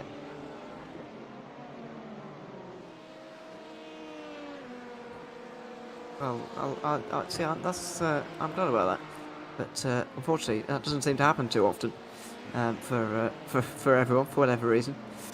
So yeah, I don't know what that's all about, but anyway, we've spoken about that in the past. Martin Hobson in the pro standings is indeed down in 12th place, not far behind one of the AMs. So it is an overall battle, but not one for class position, unfortunately, for Hobson.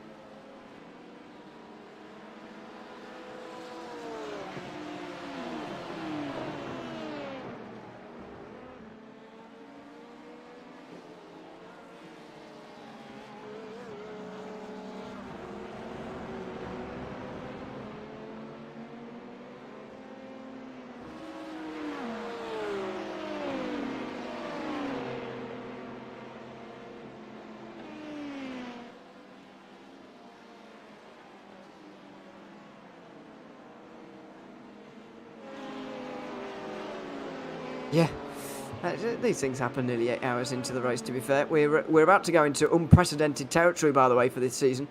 In the Platinum Endurance Championship Season 3, we've not been further than 8 hours in any of the races so far this season, and even then we'd only been to 6 in the first 2 rounds.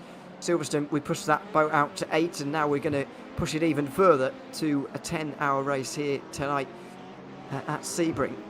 So still quite a long way to go, but that's not as far as we'll be going all season long, though, of course, because we'll have a 12-hour race to end out the season, of course. So that's going to be an even longer one. But the shortest race of the season coming up in about a month's time. Is it 4 weeks or something along those lines? The 4 hours of Barcelona.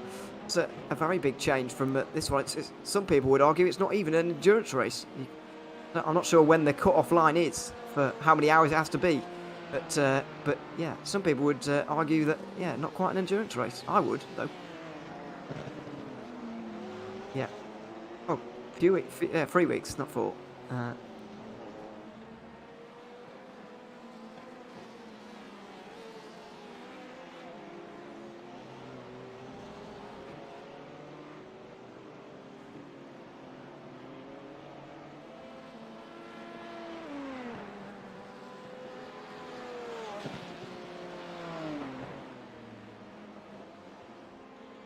I'm going to go with an endurance for a 4 hour, yeah, as we've got a drive-through for the 115 MRP car.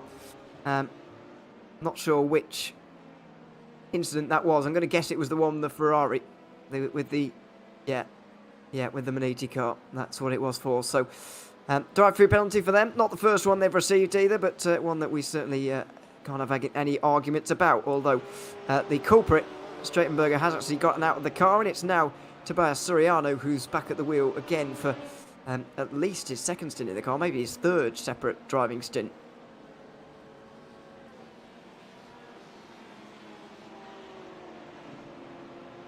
Yeah.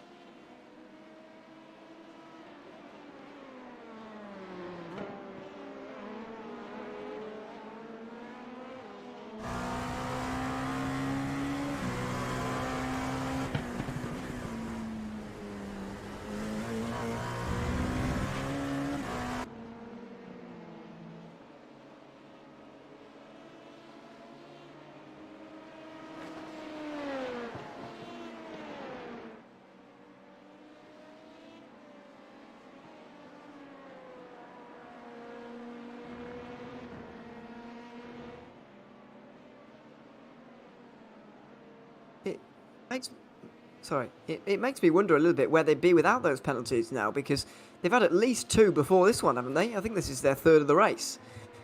So if you add that all together, it's about a minute worth of time. And before their pit stop, they were well within a minute of the race leaders. So you can't help but feel like they might have even been in the lead right now had they not been involved in with these penalties.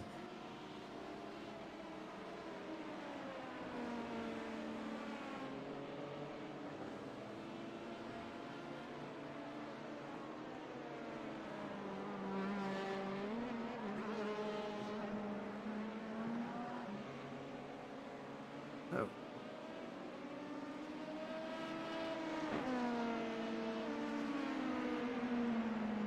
Particularly so, unfortunately. But that's the way it is for them, I'm afraid to say. And they've dropped down as a result. Unfortunately, they've got just over a minute and a half behind them to XPD ML Racing. Have they had issues, by the way, today? Because they were running up towards the front and in the lead for a little bit of time throughout this race.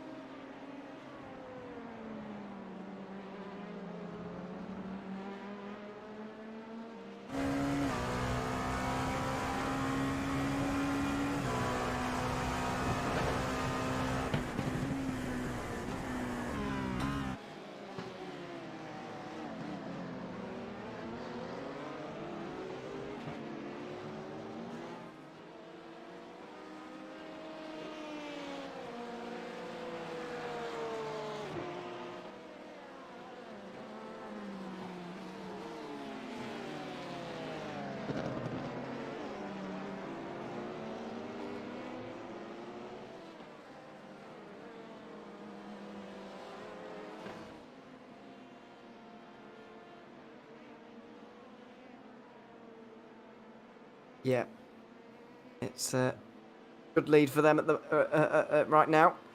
208 team, Alessio Bonino has been out here for quite some time now in the championship. They came into today 32 points ahead of Chicane Online Racing and had the very outside chance of actually winning this title here today, which is bizarre, but a very, very slim chance, I'll add, of that actually happening. Although I'm not entirely sure where Chicane Online Racing actually are in the field at the moment. I think they're the red one.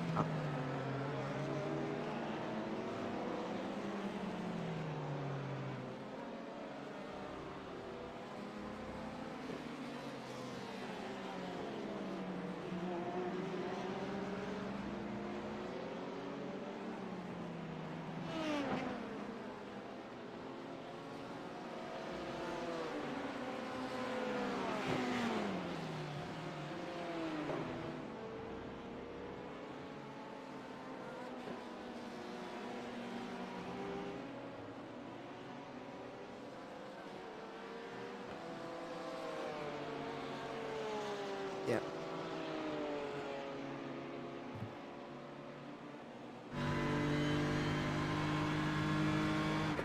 Yes. So at the moment, Chicane Online Racing Red will be 57 points back, with an available 65 at the remainder of the races, which is quite a big advantage to overcome.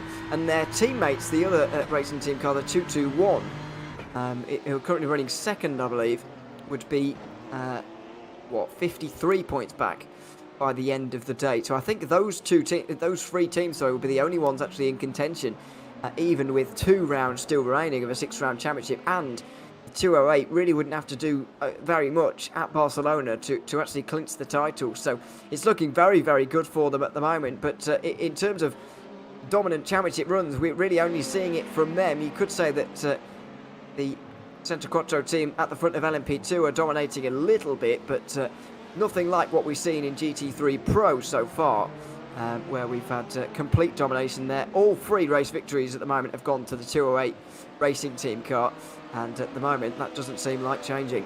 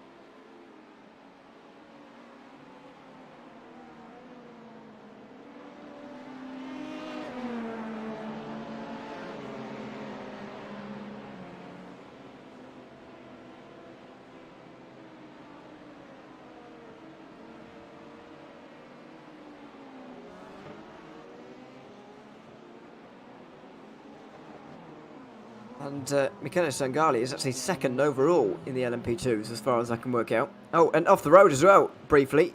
I think that was out of turn 1. He was down the inside of one of the BMWs, but misjudges this. There he go. Well, it's barely a run wide, isn't it? But even so, it's a trip through the dirt that he maybe could have done without. But yeah, still running second overall, which is quite remarkable. You really don't see that very often from an LMP2. But the Delta Racing team car had issues earlier on and is working its way back through again. And I think before too long we'll be back in second place overall, for what it's worth.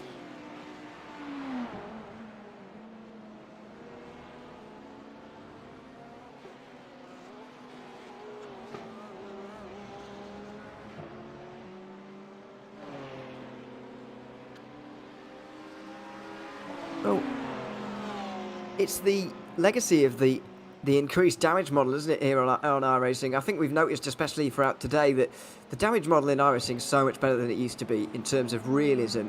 It looks better. It somewhat looks a bit clunky out in places, but it looks better on the most part, and it's certainly more punishing as well. I mean, the days of you smashing the car up to pieces and everything looking like it's fine and being repaired in 2 minutes are absolutely gone. You know, the Ryder Engineering eSports car had that big crash. The front left wheel was hanging off like it would in real life. The front end was completely flung up into the air. You know, and it took a while to get it back to pit lane, and then it took it 3/4 of an hour to repair that car as well. And you know, it just didn't used to get that in iRacing. So, well, it's a very realistic damage model these days. It's certainly a step further towards the realism that we have in iRacing, and so you know, these guys have got to be more careful with regards to not getting damage, and you're seeing the results of that damage here in the leaderboard right now. Well, to be fair, the one from obviously Reiter would be hours work. They would be out of that race completely. If they went full realistic on time scale, wouldn't they? They would be out completely on that. You're not going to get that repaired in 45 minutes. You know what I mean? The wheels were hanging off. It was a complete and utter mess. So from that point of view, if they went too realistic, your race is technically run and done. So Mark Hutchinson, comms cutting out again. I'm not entirely sure what's going on that one, because nothing's been... I just listened to it. It didn't seem bad. So nothing's being touched, Mark. I don't understand physically here where or what is going on currently at the moment with the comms, because yeah, nothing's being touched. I don't entirely sure what I could do. It looks like from OBS's point of view, everything's still running, so a little bit bizarre how that is happening, but I don't know if that's a Discord thing or if that's something else. Maybe I'll start looking into another sound source of being able to have a communications, because clearly Discord is not loving the situation at the moment. But yeah, that'll be added to my job list. So yeah, not sure on that one, Mr. Hutchinson. I can't help you on that one. Oh, it's fine now, apparently, so it was just a momentary thing, clearly. Yeah. So that's all good. You can tell, by the way, that Robin Wolf is back at the wheel of the GTP, because he's just at the fastest lap of the race overall with a 1:42.8, which is 9/10 of a second quicker than the next fastest lap in this race. He's clearly found a bit of free track, and he's absolutely unleashed it upon everybody, and that is fantastic to see. New best lap time on the board. Yeah, but he's still got what, nearly 18 laps, is it? 236 to 252. So 36, 46, 18 laps difference to P2, which is always tough, as I say. You can hope for instance, but that's got to be a big old incident to take up 18 laps. You're looking at a good 35 minutes of damage that if the guys at Delta Racing end up having, of course. Octopus Racing here as well. Dave Ramos in 7th with Ryan Hamilton from Postrada. They've still, or Prestanda? Yeah, Prestanda. Yeah, they've still got no rear bumper, I believe. They're not even going to worry about getting that repaired. It's still running around quite nicely currently at the moment here as well. So yeah, it's going to be an interesting one. Nick Kirstens has just jumped into the car for PRT Black. Of course, that's taking, I would say not taking out Marnik Heister, but it sounds like he's put him under the patio. But that's withdrawn Marnik Heister there. As you see, Thomas Piebert Oh, does he hold it? Does he not? Does he? Does he? Yes, he does. So good job from him. And Leonard Ziegler again has been off track here as well. Unfortunately, that's just out there. Manages to hold on to it. So good job from Leonard Ziegler there as well. But yeah, Ryder Hamilton from Prestanda has got 6.5 seconds now over Dave Ramos. So, and we've just had CR Technic go into the pits on a 2 minutes 2 remaining. So 2 hours 2. 2 hours 2. Yeah, sorry, 2 minutes 2. 2 hours 2.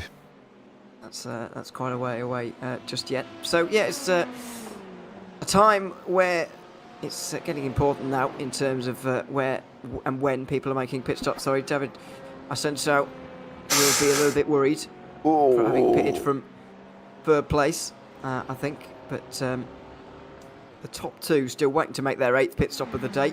Alessio Bonino, I think, will be able to go 9, nearly 5 laps maybe in this race now, and I think we should be able to make it to a point where he's only going to have to make 9 stops in this race. That's a lot more common in Pro than it has been in AM, because I was saying about this earlier on about Fury Simsport being the only team to manage it. Well, they've managed it best, I would say, in terms of saving fuel, but in terms of pace and also saving fuel or whatever, the pros have done all right as well. I think the top 2 will be fine making only 9 stops today. Yeah, definitely. Be interesting to see what Fury Simsport can end up doing. I think there's still going to be 1 pit stop behind everybody. Christian Meyer there has unfortunately had a incident which looks like going down into turn 1. Meyer was 3rd in AMS. He's not stopping that either. Straight into the wall. It's a big moment because podium sitter was running 2nd at the time, and now Thomas Burling's got the chance to close in for a possible podium here, depending on the damage that's been done to this Porsche. Looks like he may have got away with it. Now, I don't want to say for Nick Kirsten's point of view, but this is not a good start to his stint here either. Running wide on the grass, coming out, just manages to hold on to it. So Nick Kirsten's opening few laps there in that PRT car. Yeah, a little bit worrying. Oliver Kona has taken over the car from Bazinga. He just knew, didn't he, that he had to keep the car on the straight and narrow there. He couldn't end up in that wall on the right-hand side that we've seen so many do so far in this race at Le Mans. And thankfully kept it on the straight and narrow there, so that's all good to see. But not good for Austrian sim races. Christian Meyer down to 3rd place, I'm afraid, in AM, but he's still got nearly 2 minutes. Well, sorry, he's got way more than that. He's got nearly 4 laps over Thomas Burling, so there's plenty of time here to play with for them. And if they need a bit of damage repair, then that should be fine for them to take it. But the disadvantage is this is only lap 9 of their stint. Yeah, definitely. So not an ideal thing, but the car seems to be all right. And that's the weird thing we talk about the damage model. But the only problem I see with it is the inconsistency of having it. You know, we've seen it where one car, the Maniti yellow car, gets tapped on the front left, and next thing you know, he's got a cracked wheel, and his wheel's frozen and everything. And then we see this Porsche torpedo a barrier, and what almost looks like he's got away with it, doesn't it? It's a little bit inconsistent. I think that's the thing. Yeah, I don't disagree, but I will say that not all contact, even in real life, is equal in terms of its outcome. Because on occasion, you especially with the way that Maniti Racing's wheels were going in towards turn 1. So if you think about it, when you're on the way into turn 1, you turned in, you've turned the steering wheel itself, and the tyre is sort of poked out of the wheel arch as you're going around the corner. So it's a little bit more exposed than it is if you've got the wheel straight. So if that kind of contact happened on a straight, you'd most likely be fine, and because it's not as exposed. But when you're turning, the sort of left edge of the tyre is exposed a little bit from the wheel arch and exposed to the elements a bit. And if you clipped in that moment, then all of the suspension and front left components are also quite exposed to contact. So you can put quite a lot of force through some quite vulnerable pieces of machinery in a short amount of time there, and that seems to be what did for Maniti Racing, who are back out there, by the way, in 6th position as of right now. But yeah, not all... that was one of the most realistic crashes, most realistic pieces of damage I've seen for a while for Maniti Racing, because they actually couldn't turn afterwards at all after breaking that steering arm. Or at least I think it was a steering arm, and it really, really affected them throughout the remainder of that lap. So, I don't have any complaints about that personally, because it all looked fairly realistic. As we see Bazinga Motorsport, by the way, into the pit lane. Oliver Kona has been in there for nearly 5 minutes now. I'm wondering if that's got something to do with what Ziegler did here. I know it looks minimal, but we were just exactly talking about that. Because there's nothing else registered for Bazinga apart from that. And of course, they've been in the pits for a good old while. They've just lost a place to Spitz, who's just gone through. He has got MRP tucked up right behind him at the moment. And that, of course, is being led by Tobias Serrano. So, yeah, that could be why Serrano's not entirely happy about being where he is at the moment, because he is obviously...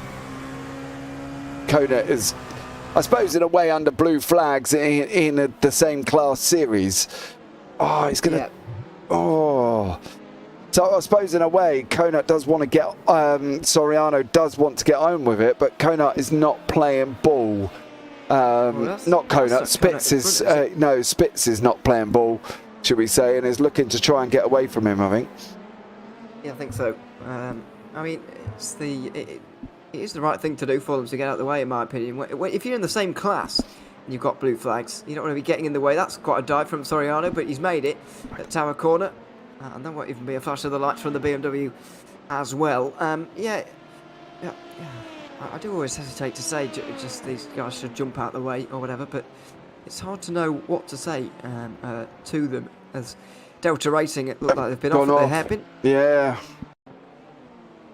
I'm wondering if this is... inside of one of the GT3s, but just get it slightly too late on the brakes from Hugo Oliveira, who will have to do that overtake again, but harmless, really.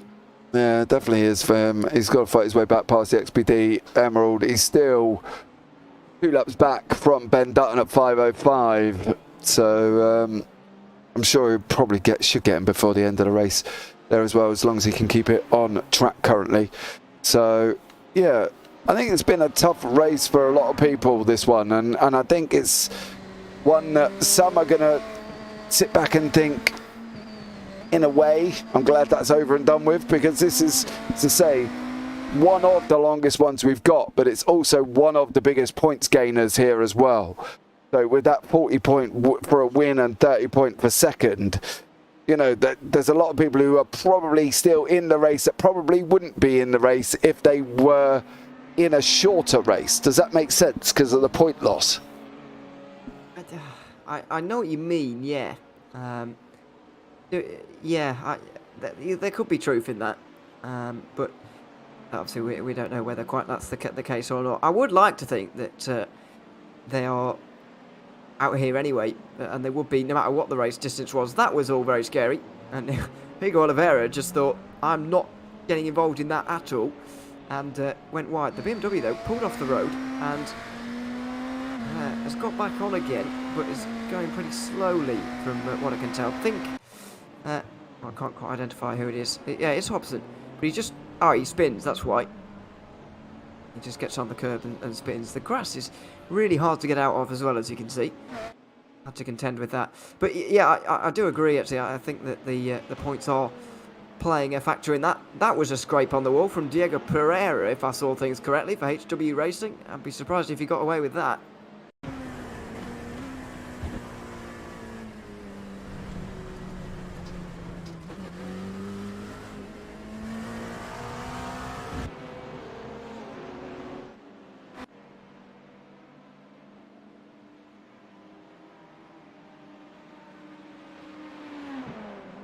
Could be. It definitely could be. I think more than anything, because these drivers generally, when you're in an endurance league like this, you've generally taken on some of the iRacing special events before, which do include the big 4 24-hour races, of course.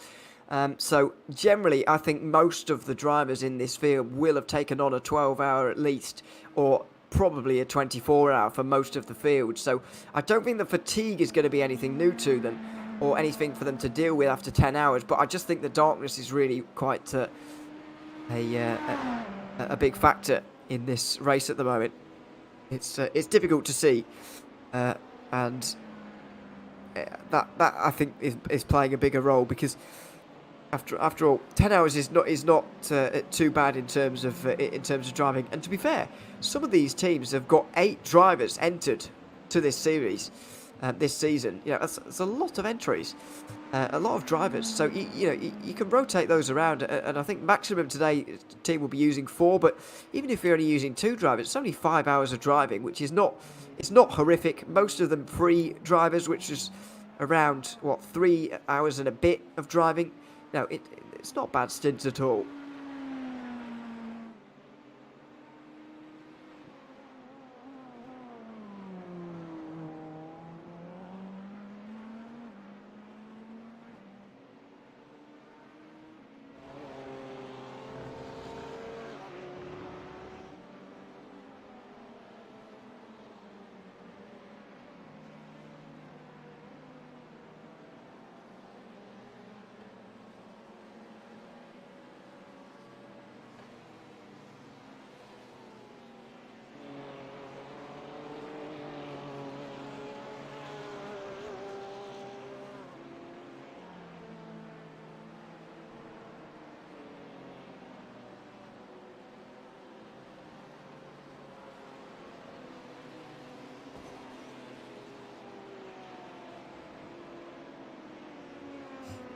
Yes, indeed.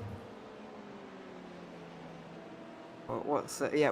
By the way, yeah, there's been a long stop for Ben Dutton here, and it's now Dennis Cho at the wheel, but Ben Dutton was at the wheel. He went round the outside of this BMW and got hit. Oh dear me! It was XPDMO Racing. It was Louis Martinez who made contact there, and that's surely a penalty. Dennis Cho didn't have anything wrong with that, I don't think. Martinez comes flying into this corner here. Oh, it's a difficult one, that. Yeah. I know that Dutton did definitely change his line around the corner there, and generally that's frowned upon. However,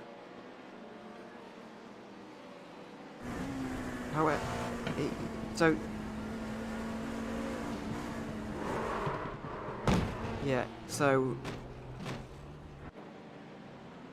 I'm trying to see it from all sides. Oh no, I'm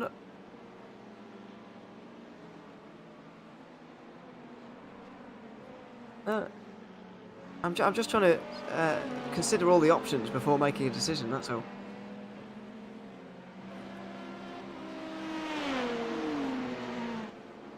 Yeah, and there is a point that you do have to be careful with that, because of cars behind you. You can't, obviously go where you like if there's people around you, but generally as well, it is on the car behind to make passes without contact and whatever. And if you're the one behind, you can see everything develop in front of you, and so you should be the first one to back out of things on a usual day. Well, the second push to me is much like that second push we saw earlier on, where it's sort of incidental, and it doesn't really bear any relation to anything that's happened before, in my opinion.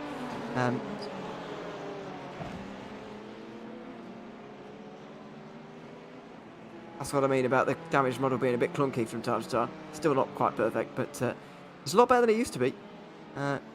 Previously, I think so.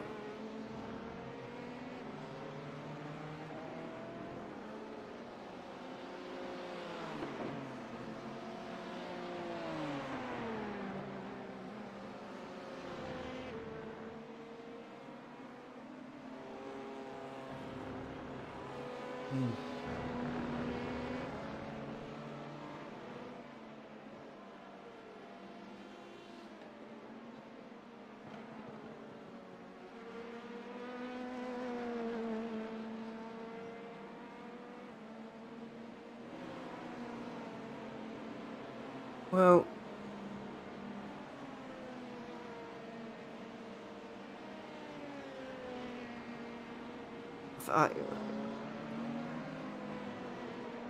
goes back to what we said earlier on about punishing consequences or actions, because if we were punishing consequences, then there'd be we give them a penalty that will put them behind Dennis Cho. But is that always the right thing to do in relation to Well, I certainly don't think it is. So it's a difficult one really to call. Race control will do their thing as always though, and they'll get on with it at the moment. But did we ever figure out what happened to Oliver Koner in the 169? Because he made a pit stop that lasted more than 5 minutes as well, not so long ago, dropping Berzinga Motorsport down the order. So a lot of the LMP2 Championship contenders have had problems in the last few moments.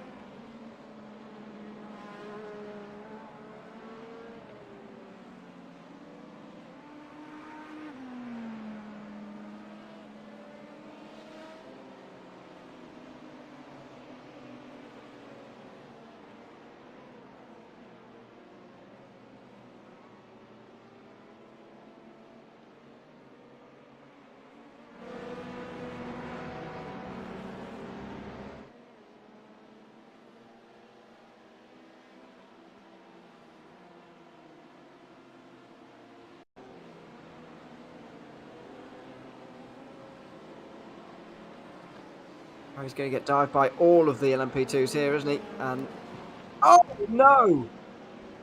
Oh dear! Big contact with the wall. Prestana Nomad now. Surely we'll have to repair that rear end. It's the Tobias Soriano on the inside. Well, let's see it from his perspective before we look to any judgments here.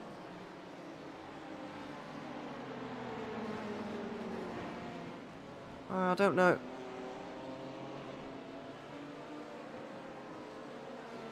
I don't know. It's it's a difficult one, I think. He is a long way back, but the Prestanda car's very wide, and so's the LMP2 not going through there. To be honest, I think Ryan Hamilton was trying to let that first LMP2 through there of Nick Kirsten's, who's having a nightmare trying to get this car back, by the way. 3 wheels on his wagon and no front end. That is a nightmare. I believe it was the car that got smacked on the outside, wasn't he?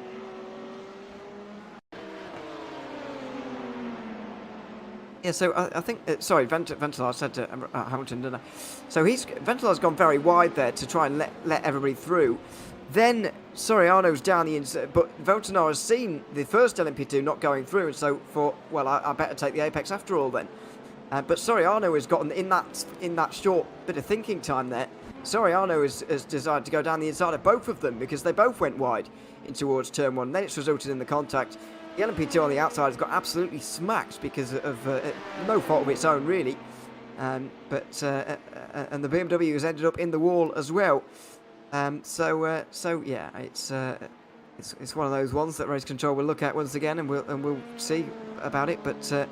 But yeah, it's another example of, in my opinion, why the slower traffic has to stay on the line, because no matter how helpful you think you're being, it's always better to take your racing line and let the prototypes do their thing, in my opinion.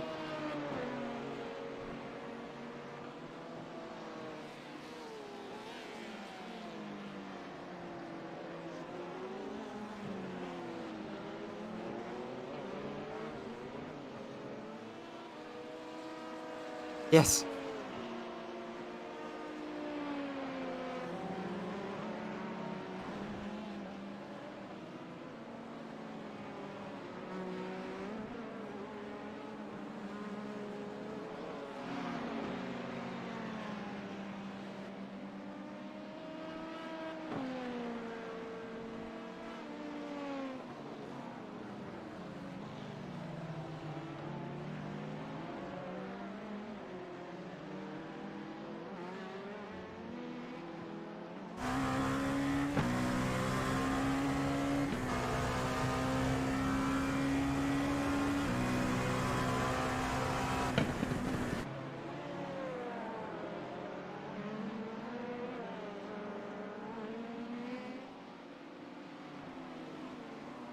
Well, yeah.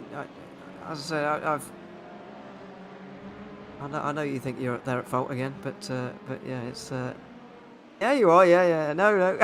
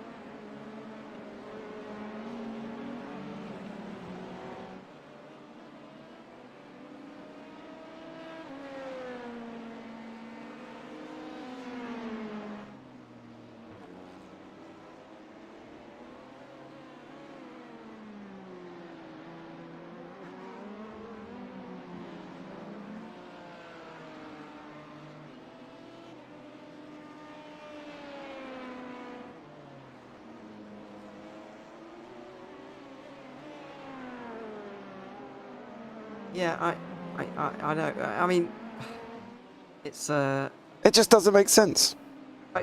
yeah. I mean, from obviously the GT's perspective, I guess that would make sense. But I guess to their perspective in the prototype, it doesn't make sense as to why there's two cars on the outside line not taking the apex anyway.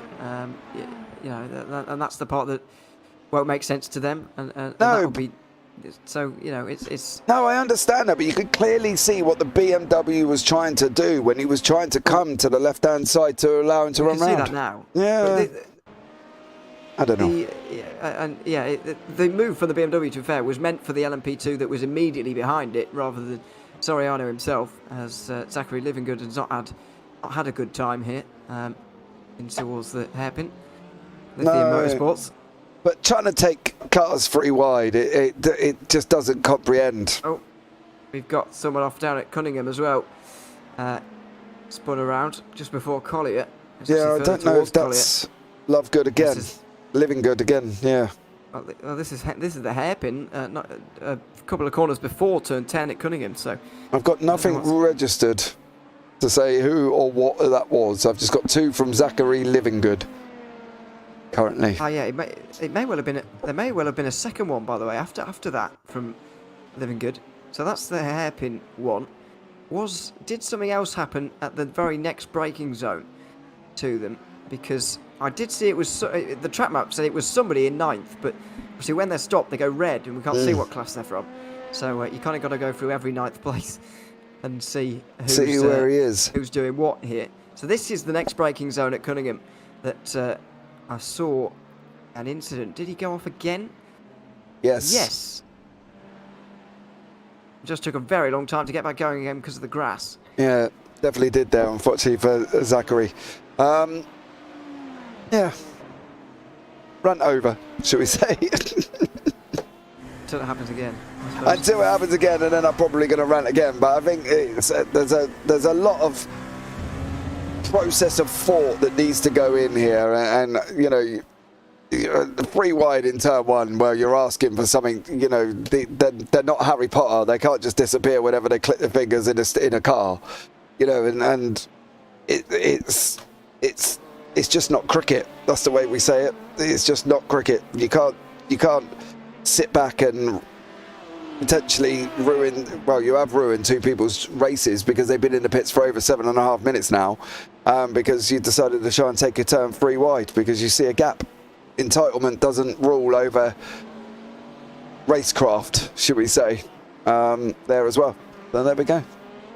I'm very interested to see what happens in the stewards room here, because yeah. Because yeah, I come see on. what they think, really. Well, you don't know what's going to happen from the stewards on that occasion. I mean, I know what you would do, but it doesn't matter. And Mate, in terms of the race, it'll be see you later. I don't know. Maybe I'm a little bit harsh, but I think the problem is the consecutive incidents involving this car. You know, Strattenberger at the wheel always got 3 penalties. Soriano goes and puts 2 in the wall and ends 2 races. There's got to be a conversation somewhere saying, all right, you know, look, I get where you're going or what you're trying to achieve, but back it up a little bit. Use your noddle a little bit. Going 3 wide in turn 1, you've just put 2 cars in the wall and ruined both cars' races. Yeah, I think there needs to be some form of conversation there as well, because this can't continue. About what do you want to talk? Oh, don't blame me, miss. Don't, Nick, don't. This. Oh, Nick was involved, so this. You know, we can. I want to talk about this, Nick. Going trying to take a corner like that and then putting 2 people out of a race. That's what I want. That's what I would like to talk about, Nick. I don't get it. To be fair, I see less and less wrong with it every time I watch it. I just see diving for a 3 wide gap in turn 1 that really you shouldn't have been attempting. I know you was in the LMP2, but what's your opinion? We need to get some facts straight here for a start, by the way. We've gone from 3 wide, which it was barely. It's definitely not 4 wide. Two you wide. definitely said that. 6 wide, 7 wide. It doesn't matter how wide he's trying to send it. They would have gone. And that's the thing. Look, Nick, I'm very much in conjunction that was a silly move, right? They shouldn't have been trying to go there. You could see what the BMW was trying to do. He was trying to come on the inside to allow you through on the outside on the run up to 2. I can see it, okay? I'm not blind. Trying to send a gap there. It's just no. Just flat out no. That's all I'm saying. I say, every time I watch it, I see less wrong with it. But to be fair, this is the problem with a lot of these incidents, is that not particularly that one really, but a lot of them are basically prototype drivers will say the prototype did nothing wrong, it's the GT's fault, and the GT driver will say it's the prototype driver's fault, the GT did nothing wrong. Almost as if you're kind of on 2 separate teams and you always back your team over whatever, you know, the others and whatever. It's very polarizing sometimes, but that particular incident is an interesting one because there is 2 prototypes involved in that, and you know the prototype on the inside, Soriano, has affected the race of the prototype on the outside for Nick Kirsten. So this is why I say it's going to be an interesting one with this. And there you go, there's a 3 wide moment into turn 1. It's all fine and dandy. Yeah, but he didn't put him in the wall. Well, this is consequences now versus action, isn't it? Because that is the same action after all. Yeah, but he didn't put 2 cars in the wall. You know, and then 2 car races. That's consequences, isn't it? It's not the same. Look, Chris Chatterton, it's not the same at all. 11 minutes. Nick Kirsten's 11.5 minutes.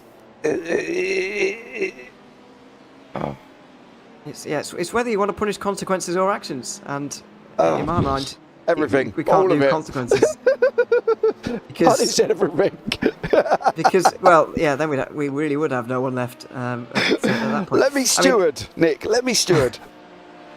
I don't think they're going to let us. No, mate. To be fair, I'm surprised I don't get a message from Marnik after this. James, can we have a word? I mean, yeah, all right. Come on, up to the steward's room I go. Once more into the breach, my dear. We've got someone off at Tower, by the way, just in front of these guys. Cade Middleton's about to approach it. It's one of the. It's HW Racing. HW Racing. Yeah, just getting back underway again after a small off track down there. I've seen a share of drama down there at Tower so far today, and this is only added to it. Sean Swatch. It's under braking in that HW car all the way through the race. It has been under braking absolutely horribly. They apply it once, it doesn't stop. They apply it again and it does that. Stop and hold for 30 seconds by MRP by Fields Academy. Punted the GT3 and LMP2 off track. There you go. I'm right. There we are. Stuart, hold on. Clap, clap, clap, Just- clap, clap. It just means you agree with the stewards, by the way. I know. There is no right and wrong really about these Hey, things because they are. I'm taking that one as a win. All right. Yeah, they are of course. What's the word? Subjective, I guess is the word. Or is it objective? Which way around is it? I don't know. At the end of the day, it's subjective. But I think subjective is the right way around. But anyway, we can have different opinions from watching the same thing, and even if they've had the same experience, can see the same thing and have different opinions on it. So it's very subjective. Stewards have decided 30-second penalty. I do feel as if that car has been given a 30-second penalty, which is one of the most severe we've seen all day. Because this is a kind of accumulation going on right now. That this is not the MRP team's first penalty of the day. That they've thought, you've had warnings in the past, you've had penalties in the past. Now we need to start ramping it up a little bit. So you could look at that penalty as a look at the severity of the incident, which I think is an argument in itself as well, because there was a fairly big effect and consequence to that, of course, as we've spoken about at length for the last half an hour, feels like. But I think, in my opinion, the more thing that's given them a bigger penalty is the sort of accumulation of things that have gone on now. Yeah, I think so as well. It obviously clearly doesn't help PRT. Do you know what I mean? They're still in the pits and dropping down the order. Yeah, we saw it stop and hold 30 seconds MRP by Phil's Academy, punted to GC3 and an LMP2 off track, which they can't argue. I've got to be honest, you can't argue with that. Yeah. So fair play for the stewards on that one for agreeing with me on that. So that's all I'm going to say on that one, because that was somewhat. Yes, Nick, I've caught the penalty message. So as he drives past one of the cars, he's just put in the wall. That is Kurt. It's Kirsten. Yeah, Kirsten to the pits there, car 1110. So this pit stop, if they're going to pit as well and take a fuel and tyre stop, it will put them out of sync. This is like the 13th time they've been in the pit lane here. This is going to be number 14. So, for them, it's not ideal. The problem is as well, is it's not going to affect them in any way. Higo Oliveira will get through, but he's a different class. Martinez is a long way back, so whether or not they're going to be affected by that stop and hold, I don't really know. In fact, they're not at all. They're still in second place, so it's still not really done what it needs to. The pit exit here is terrible, by the way. I really don't like watching it, but there we are. They've figured it out. And they clearly didn't put anything on it or pit anything, because they would have been in there a little bit longer. I don't know if you're allowed. No, they. I don't know if you're allowed. No, not under a penalty, I don't think, actually. No, I don't think. Well, it was specified as a stop and go in the message, wasn't it? So it wasn't a 30-second time penalty would be where you can do service at the same time, but a stop and go is where you literally can't do anything. So as long as the wording was stop and go, which I believe it was, stop and hold, then yes, stop and hold, whatever you'd like to go for. Then yes, you can't do any service at all while you're down on the on the lane. Oh, race control. Oh, come out and said if standards do not improve from MRP, the next penalty will be more severe. Yeah. So I say that kind of backs up my accumulation theory, if you like. Mm-hmm. Which I don't think is a revolutionary theory. It's not Darwin level, is it? But no, it is. That is, as you say, it is an accumulation of all of the incidents of what they've had, isn't it? And there's been a few. So there have been a few so far, unfortunately, but they're still second. MRP. They were on pole earlier. Let's not forget, weren't they? Yeah, they were just ahead of 505, who were up there, along with who else was up there in qualifying? The Emiru car was second. XBD as well. They were up there. So I mean, all in all, it's still going to end up being a good result for MRP. as things stand. But let's see. I think As we this go is a back to the race leader. wide in turn Went off one. at turn 1. Yeah. So Sadly, the battle for the win has extended out from when I got here an hour and a half ago. We had 4 teams separated about half a minute. We've now got only 1 car on the lead lap. The LMP2 race has changed dramatically in the last 90 minutes. Definitely has. But there's, been a few, isn't there, incidents occurring involved in that one as well. There's really no battles here that are remotely near each other on track, guys, currently at the moment, with 1 hour 27 minutes remaining of this race. You can see Central Cocho are 1 lap up currently. Altitude Esports are 11 laps, 43 seconds back in the GT3 Pros there from 208 to 221. 1 lap for SRR Technic Peck to Fury Sim Sport. So yeah, from our point of view, it's me and you waffling on here, dear sir.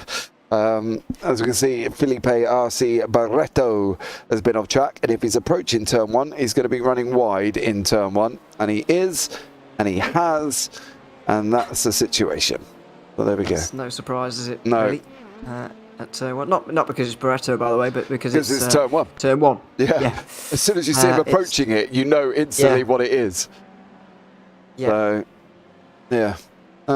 But I think this is going to be a tough pill for a few people to swallow this. Oh my word! Is that Barreto? Who stopped there on the exit of turn 1? Cade Middleton. The leader in AM, isn't it? That's the leader in AM, Fury Sim Sport. He hasn't forgot to pit, has he? It's just come to a complete stop. It's lap 248, which would be... Well, I would expect him to be able to pit at the end of that lap. However, I think he might have missed the pit lane and might have been about to run out of fuel. Yeah, and that's the thing. I suppose the further round he goes, round the track, the longer the tow will be. So if he's by the entrance... Oh no, Ryan O'Connor. Yeah, Ryan O'Connor's off as well. Chris Blue. Oh, this is going to be a curb exit wall. Curb exit wall is what we're going to have to start calling it. Exit wall. Oh, well. He was actually going before the curb, but yes, same combination.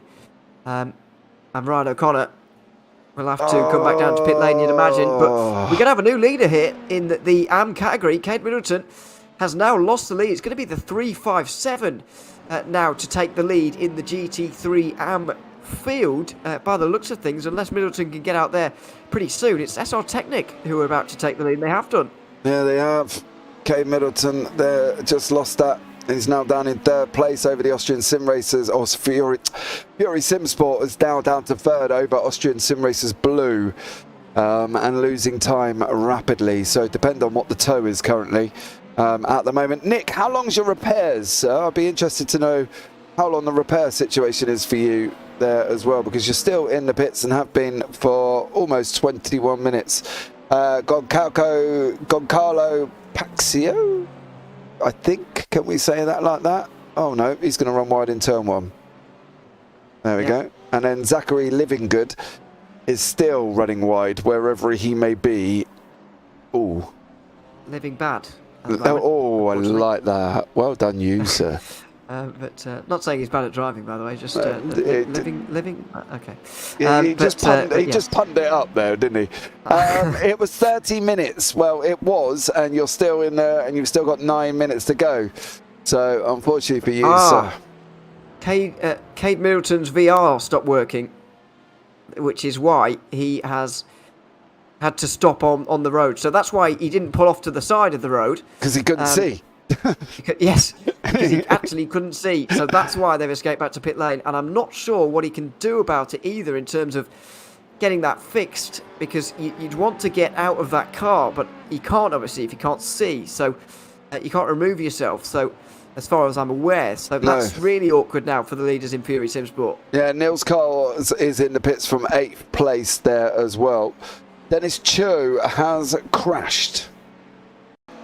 This is the 505 car that's been involved in a couple of incidents through the final corner. Clearly, Emerald, by the way, didn't get a penalty for the incident we saw at the final corner earlier on. That's going to be their fault, though, you'd imagine, for 505. Misjudgment from Dennis Cho. Oh! And very narrowly avoided. Yeah, F's bro, yeah, definitely on that one. Yeah, what did happen to XPD? Did nothing get seen on that one, Nick, if you are still listening? Well, what happened to the XDM are all putting 505 into the wall?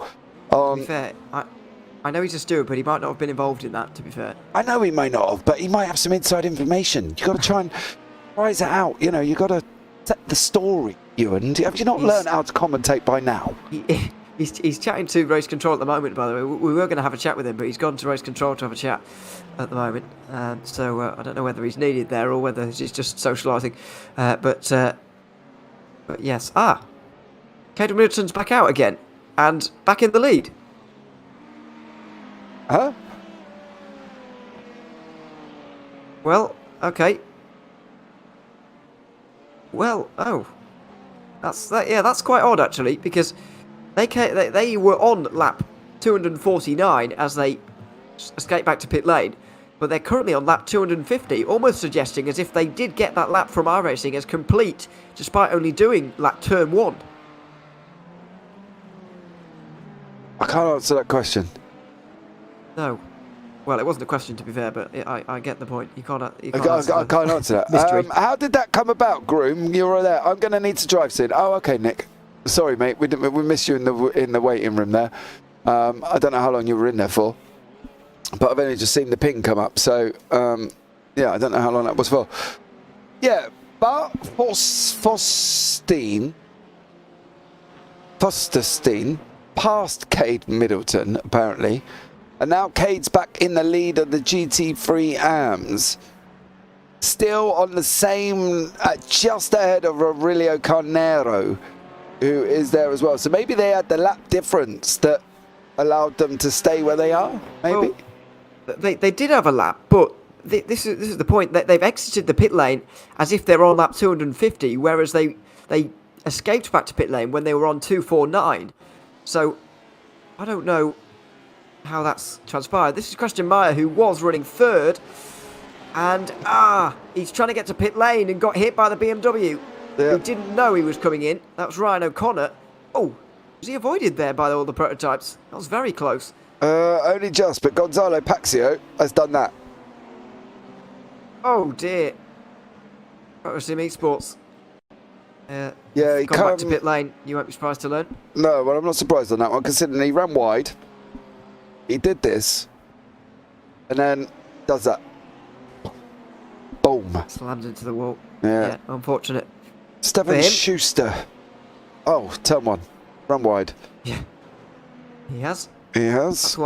That's why grass doesn't grow on the exit of turn 1 there. You can see dirt instead of grass. Yeah. Because everyone's just mowing it constantly, or killing the seed when they plant it down. So that's awkward. Yeah, Middleton clearly back out there again. We haven't got any more answers from YouTube chat either. We're not sure there either. He is indeed back in the race, we can report, and he's got more than a minute's lead all of a sudden. But I'm confused as to how he's been given that lap. I'm confused how he's still in the lead. I'm not going to lie. Kate Middleton's got away with it there somehow, somewhere, somewhen. But whatever it was, he got given the lap, and he's now sitting down still in first place in the GT3 AMS. So good job, well done, Kate. Tricked iRacing somehow. I'm sure there'll be teams contacting you, asking you how. Not sure entirely on that one. Yeah. A tough one for a few of the teams here, I think. Don't you feel? There's been a few incidents that they haven't always been blamed for, shall we say. And now they're sitting in the pits with long old repair time. So it's been a tough one for some. By the way, I said earlier on that they were expecting a pit stop at the time. They weren't, actually. They'd pitted 10 laps previous to that incident at Cade Middleton, so he was out there for his penultimate stint in the race. But he's certainly back out there now, and we'll only need one more stop before the end of this one. And he's clearly on the pace as well. 2:01.6 is not bad at all, especially when you've got a minute's cushion to sit on. Oh, no. On the pavement. Oh, no. Okay, so you've managed to do that. Vincenzo Orozco did unfortunately terminate that Ineos kart. What did you get up to? Too much on the brakes. Something very similar. Yeah, oh, no. round he goes. Unfortunately, there as well. Well, Nick, if you've still got 7 minutes, come and have a chat. God blimey, that's a long enough chat. I know you like a chat, Nick, but I didn't think you were going to talk to me for 7 minutes. Come and have a chat with us. I'll pull you in, and you can come and tell us all about your little incident there as well. Christini's in the pits for the 104 Quattro team. They're going to have to pit again. They've got about 40 minutes of fuel. It's going to take them to about half an hour remaining, so they are going to have to pit again there. Oliver Kona is another one that's going to have to pit again. He's from Bazinga. He's in the pits now. So, yeah. And Davo Ramos is unfortunately in that pit window where he's going to have to go for a splash and dash with 17 minutes remaining if he's going to try and go an hour long here as well. It's 5 minutes now. All right, Nick, come on. The more you type to me, the less time you're going to have to chat, sir. Stop. To be fair, I don't want to. Oh, here we go. He might not want to. Right, quick, we'll get him in. There we go. You and Nick's in the booth. Welcome in, Nick. Good to finally have you here for a short time. Tell us a little bit about that incident that happened about half an hour ago from your perspective. Yeah, it was crazy. So I was going to the G3 car. Thought I've seen the other crash by MRP. Thought I didn't want to repeat it and backed off a bit, and then the MRP came through and just hit the GT3 car all out of my sight, and I just got blasted from the left side. So yeah, I couldn't do anything about it because I couldn't see it. No, it leaves you quite a long way back at this point as well in this race. I mean, I presume you guys are still very intent on finishing this race with an hour and a quarter remaining now. You guys going to get back out there? Yeah, I'm gonna get back out there. I'm saying because I'm the only one left of the team. But yeah, I'm gonna still finish the race just for fun. Marnix didn't have a good time either in that car, did he? He had new brake pedals, so he needed to get used to the new brakes he had. And yeah, he didn't have enough practice time with them because they were delayed and stuff. Not good there as well. Obviously, MRP have now got coming up to their close to a severe warning, which they've just had. Yeah. Not an ideal scenario from them, to be fair. No. We have certain racing standards, and they are just completely rolling over them, you know. So I mean, it's not if they're gonna just punt anyone out of the way just to get to the front, then yeah, the penalties are gonna get harder then. Well, there you go. Sorry, Ewan, carry on. No, it's all right. I was only going to say thanks for coming to chat to us, Nick. We'll let you get back out there because I know your repairs are close to finishing, and you'll be back out there soon. But thanks for coming for a chat with us. Thanks for coming to have a chat, and look forward to seeing you back out there again soon. Yes. Thanks very much. Thanks very much.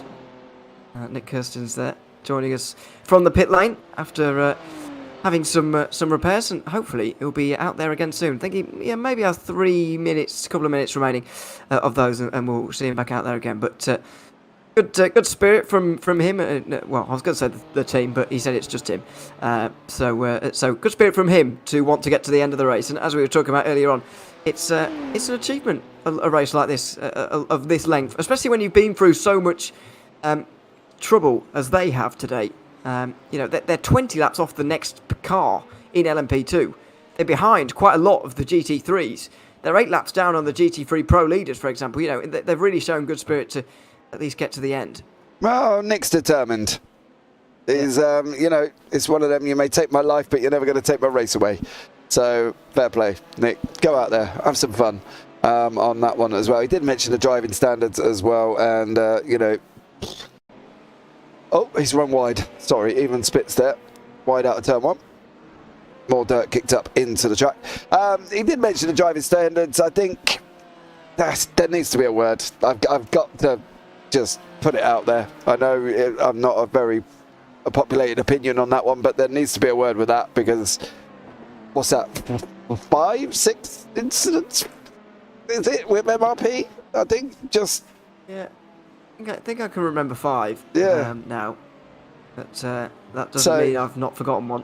No, I can. Yeah, I fully understand. Gonzalo Paxaro is still in the pits, mind you, 7.5 minutes. Nick is just falling down the order. He's now in 29th overall, and that's across all classes.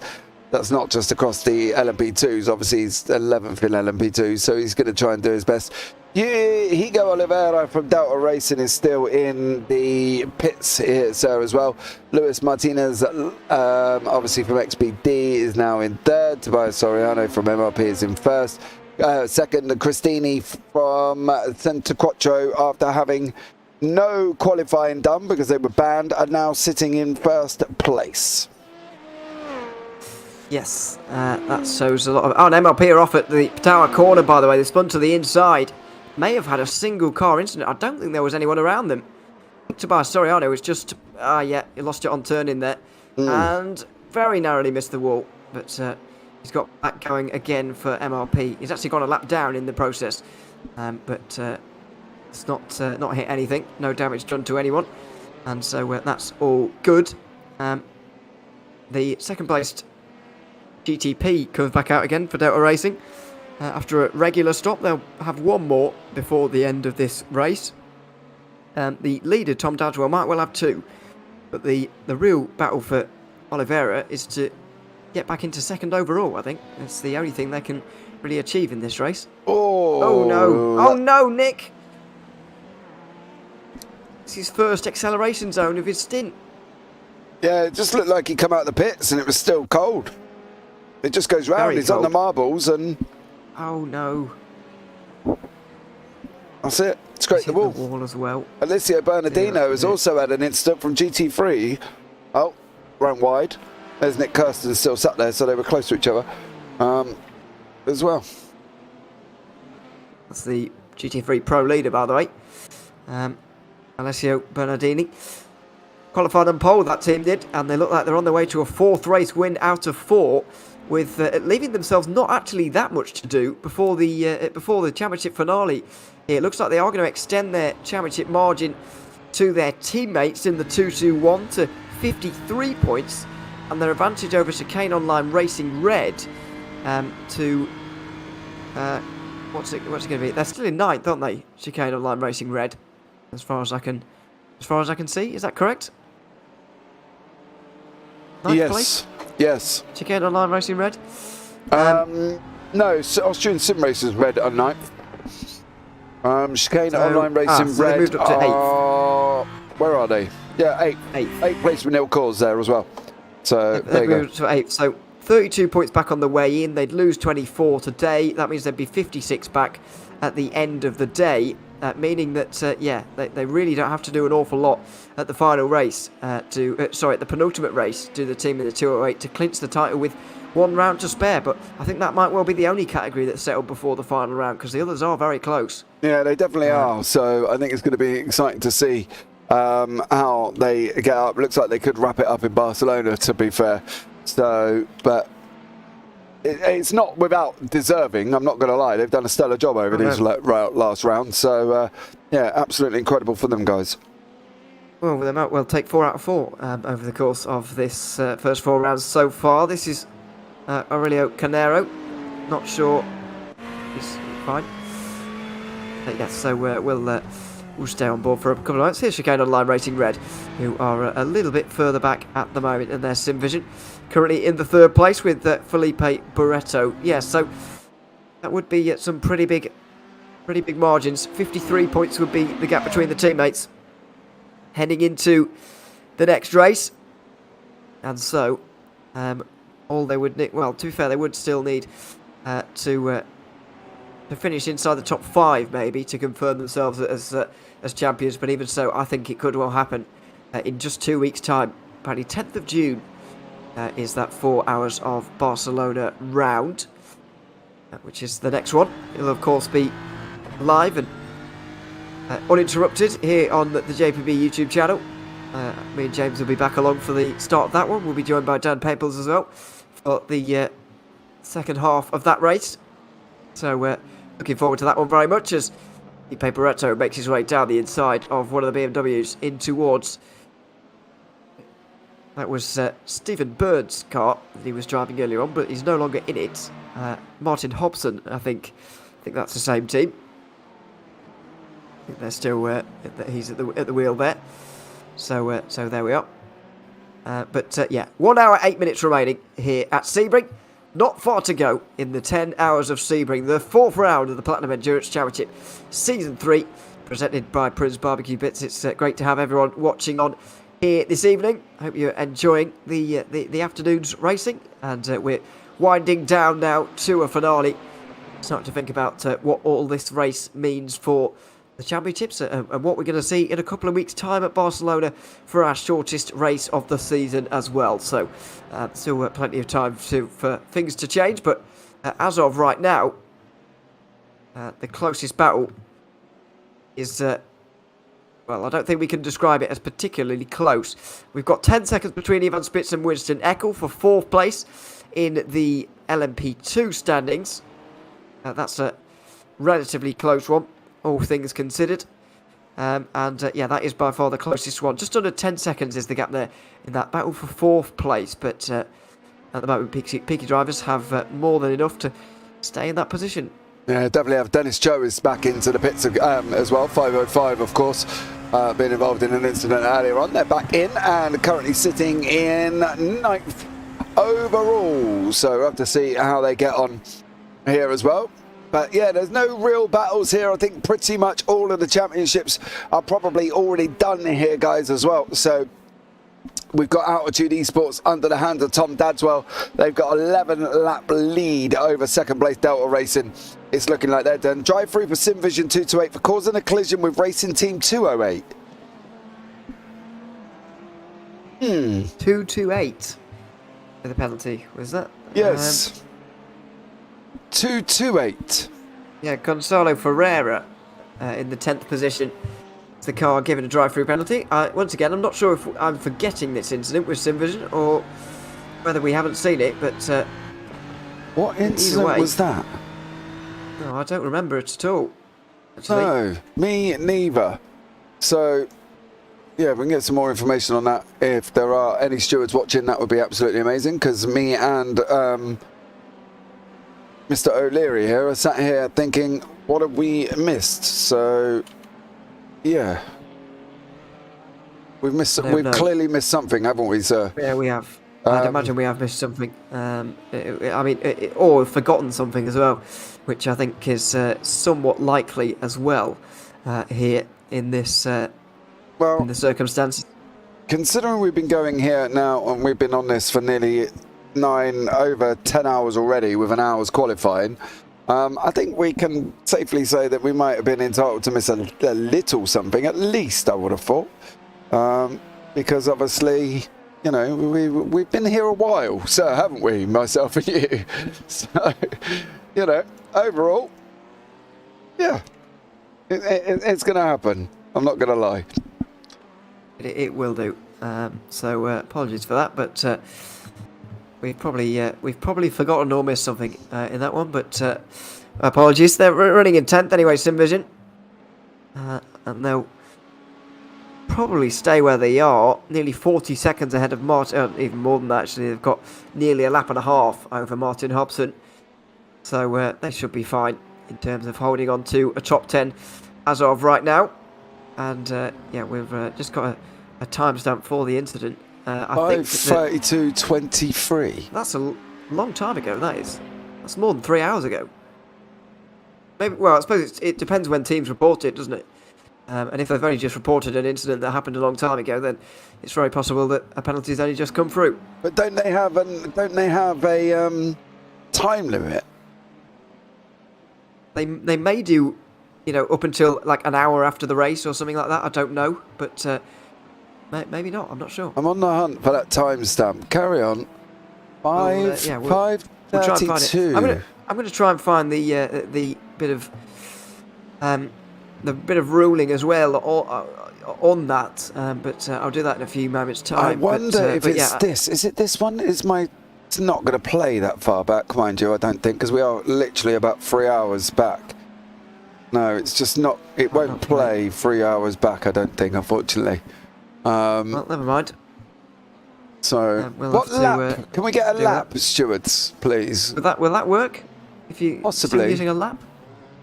We'll see on that one. But yes, I'm going to take a bit of a look at the regulations on protesting and stuff and see what I can get to the bottom of there. We'll try and find this incident for you. This is Diego Pereira on a side note. Brakes, slammed your brakes, and around it. That car, I don't know who set that up, but that braking or whether that's bias based, I don't know, but they've got to have a look at that. Josele Otero just running wide here as well. Just going to run through a few of them. Diego Pereira again for HW. That's with a Platinum 214. Yep. In a GT3s, and then Dennis Cho. Oh. What's he going to do? Scrape the inside wall. Oh dear. Saved it, but not without damage probably there, scraping the inside wall. I have found a bit of ruling, by the way, on protesting. Any protests filed within 15 minutes of the race completing, I suppose, will be reviewed post-race. I guess that's I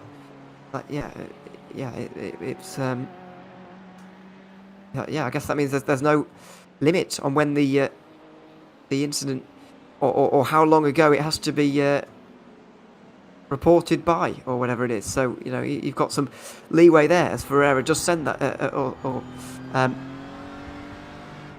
does serve that penalty now. Excuse me. Yeah, Pereira's gone off again. Oh, it's almost as if he's not got brakes there. He's finally slowed down now, but he's just not got nothing. Yeah. But HW is not comfortable. I'm not going to lie. Yeah, Pereira not having a good time. That was on lap 158. Yeah, I can't. I'm not going to be able to go. Of what we've got now. Yeah, I can't go back that far. Unfortunately, I didn't think so. 105 has a pedal problem. Yeah, I thought so. That had all the looks of someone with brake problems there. Yeah. So that is a HW car. It'd be interesting, actually. While 105? You're there, no.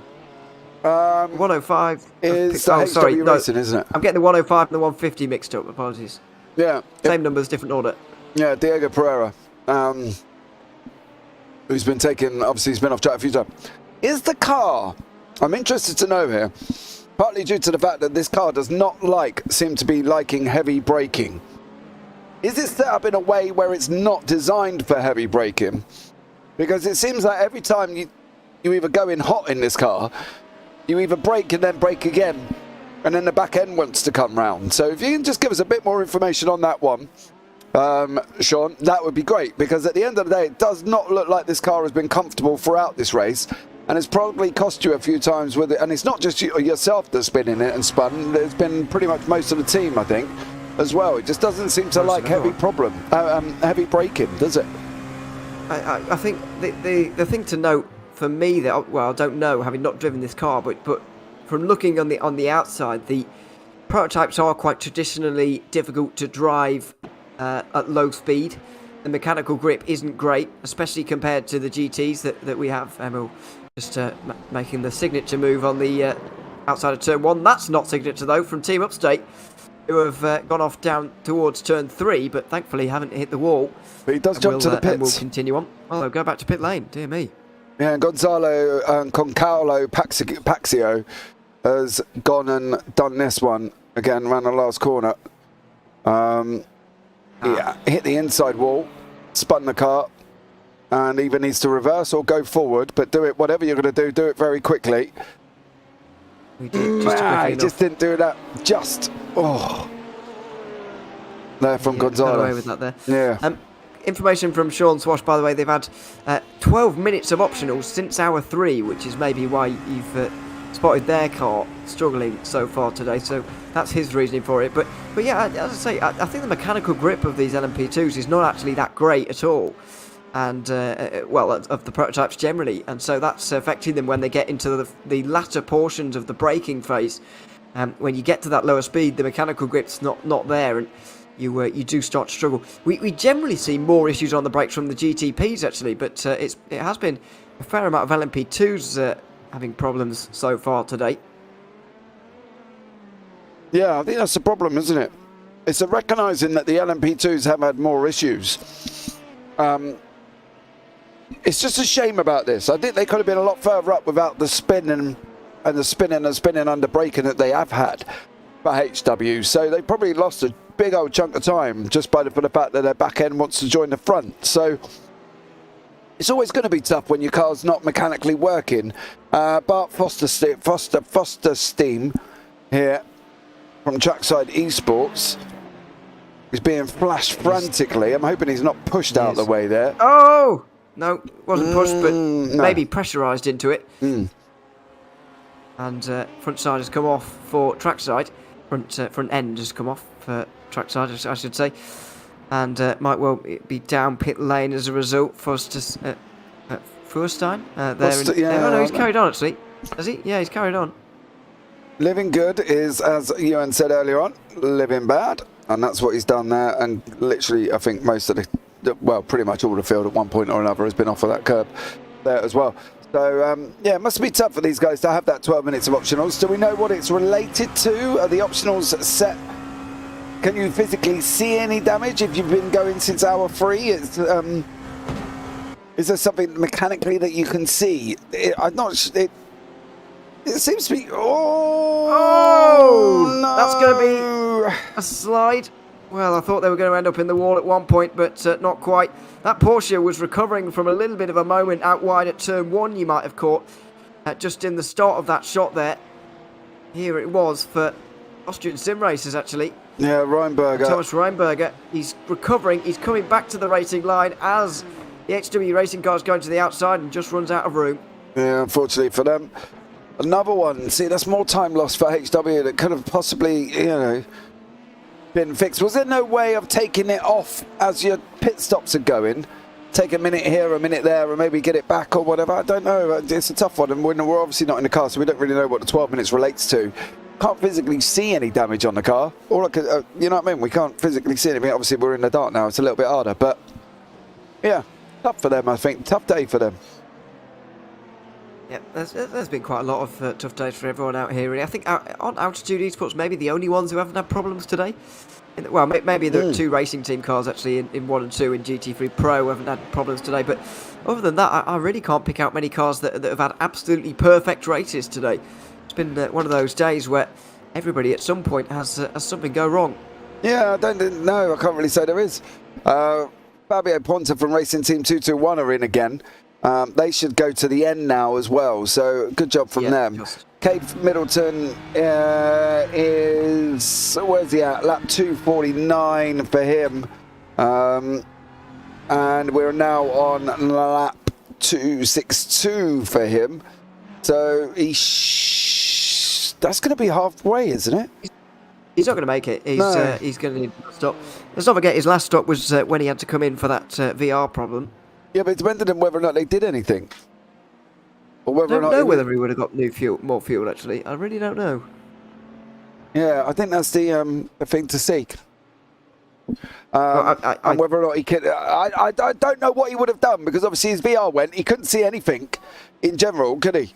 You know, he's probably obviously got a button bind to jump back to the pits, which is why he managed to get back out the way. But what he could have done after that... It's hit and miss, because he wouldn't have been able to see anything if he had a VR failure. Yeah, it's well, yeah, I'm not sure. He's clearly done something and got it fixed. I don't know if the person we had earlier on from the team was still here, still chatting to us, or can tell us maybe whether more fuel's been put in. To be fair, I don't think it matters, because even with the fuel load they had, they were only on lap 10 of their stint at the time, and so they would have still needed another stop. Anyway, it just depends whether they'll be making it 10 laps earlier or 10 laps later, really. If it's 10 laps earlier, if they didn't get fuel at the previous stint, then they'll be coming in about 5 laps time or so. But if they did get more fuel, it'll be 15 laps, so you get the idea. And there, we go on board with Nick Kirstens, who is back out there once again and driving quickly towards his final pit stop of the race as well. Yeah. It's good to see he's out on track. Albeit a long way back currently, isn't he? Let's be real. as well. He got half an hour repairs, and he's just kind of sat all the way down in 11th, 32 laps away from the leader. But the fact that he's on track just shows his determination there as well. Justin Colio from Team Upstate GT3, 7-minute repairs there as well. So, yeah. And now Oliver Conant has had an incident. Bazinga Motorsport into the final corner. Conant goes quite fast on the way in and tries to hold it all the way through, and very nearly did, but didn't quite. Spins up the rears to get out the way, and he's going to have to sort of flick spin this all the way around. Oh! That's relatively close, but it was all right. Mm. Got away with it. Not ideal. Everybody's fine. Not ideal, but yeah, well done to Oliver Conant there. Managed to get done and get it out of the way, so fair play to him. Nick Kirsten's... Oh, and with one of the Ferraris as well, has gone off at turn... Oh, no, it's not turn 1, it's Tower Corner. Oh, that's dear. Pinarino. That is the second in GT3 AMS. Oh, dear, Now, oh dear. but was that contact as we're knowing it, or was that netcode? Well, there was netcode first, but I think there was going to be contact anyway, in my opinion. Kirstens may well get a penalty for that. I think he's going to have to maybe receive a penalty for that one, because I know there was netcode, but I think that even without it, there would have been contact there, and he's got no rear wing now. No, he hasn't. But is that a piece of eating what they call humble pie after the incident? Pinarino's car, look at that. They've got more than rear wing damage. Yeah, because obviously Kirsten was involved in that incident, but he's also just managed to take out second place out of the GT3 AM here. Sergio Vieira, always the same. Sebring need to pull some trackside lamps out. Maybe, yeah. No. Well, to be fair, it adds to the character again, doesn't it, of these longer races, these races that end in the darkness. You know, life being difficult in the dark and whatever, it sort of adds to it. But look at the steering angle he's having to do to... He's turning right there, and he's more than 90 degrees to the left. Oh my, I've not seen suspension damage like that for quite some time. Yeah, he's all the way, near enough, all the way round. Yeah. Pinarino is turning all the way to the left just to keep the car straight. But yeah, not an ideal scenario there, and I think Nick might have to, yeah, as we see the XPD Emerald boys here run wide, get it all onto the grass, out of shape, manages to recover back on there as well, just as the Peaky Blinders, I believe that's the Peaky Blinders GT3, LMP goes past him as well. So, yeah, it's not ideal, but that now opens the door for Thomas Reinberger from Austrian Simsport. Austin Dilts, 259 to 263, 4 laps. Possible, depending on what damage Pinarino has got. I would say quite severe damage based on the steering angle we saw on the way into pit lane there. I think there's going to be quite some time down on pit lane for him. So Austin Dilts for Chicane Online Racing Orange may well be onto the podium here in the final few moments. But yeah, that's a real shame for the Ferrari, and I have to say I do think that Nick's going to get a penalty for that. Yeah, he definitely is. I'll be surprised if he doesn't, to be honest. Maybe in, you know, after coming out so publicly and saying about the MRP, does he need to look at, I don't know, it's a difficult one. Dilts has gone, Kirstens is in the pits again there as well. Dilts has just gone past him. Hasn't gone past Pinarino yet. He's got about another 3 laps to go, depending on what Pinarino's damage is. But I think it's going to be a long one. I think it will be. Dilts now needs 3 more laps, doesn't he? So 6 more minutes, which would be an overall repair of 7.5, and I think that's going to be easily done for that Ferrari. So Estel Technic are going to fall off the podium, which is a real shame for them. And Kirstens is still in the pit lane as well, to be fair, but even so, that doesn't change the fact that he's caused that incident. Again. Oh, sorry, Arno. So it looked all fine to me. It was, all clean. Very controlled. Very well done. So there you go. What did happen to 357? Well, I can show you if you want. It wasn't that long ago. Yeah, we'll put it up. This is what happened to 357. netcode, and then unfortunately went in front of the car, and that's where he ended up. And it was, I think, we don't like, discussing it, but it was unfortunately netcode as he pulls the car into him, and then he's kind of attached to the car, and then there's just no stopping the car. It's impressive the number of cars they threw away. Who are we talking about here this evening, Sergio? I think maybe means the 110, actually. Do you reckon? Since that was the incident we recently saw. You reckon? Maybe. Maybe. That's my best guess, though. Yeah, maybe. We'll see what happened. See what he comes back with there as well. But, yeah. Overall, with 47 minutes remaining, it's been somewhat car 110 broke Owls.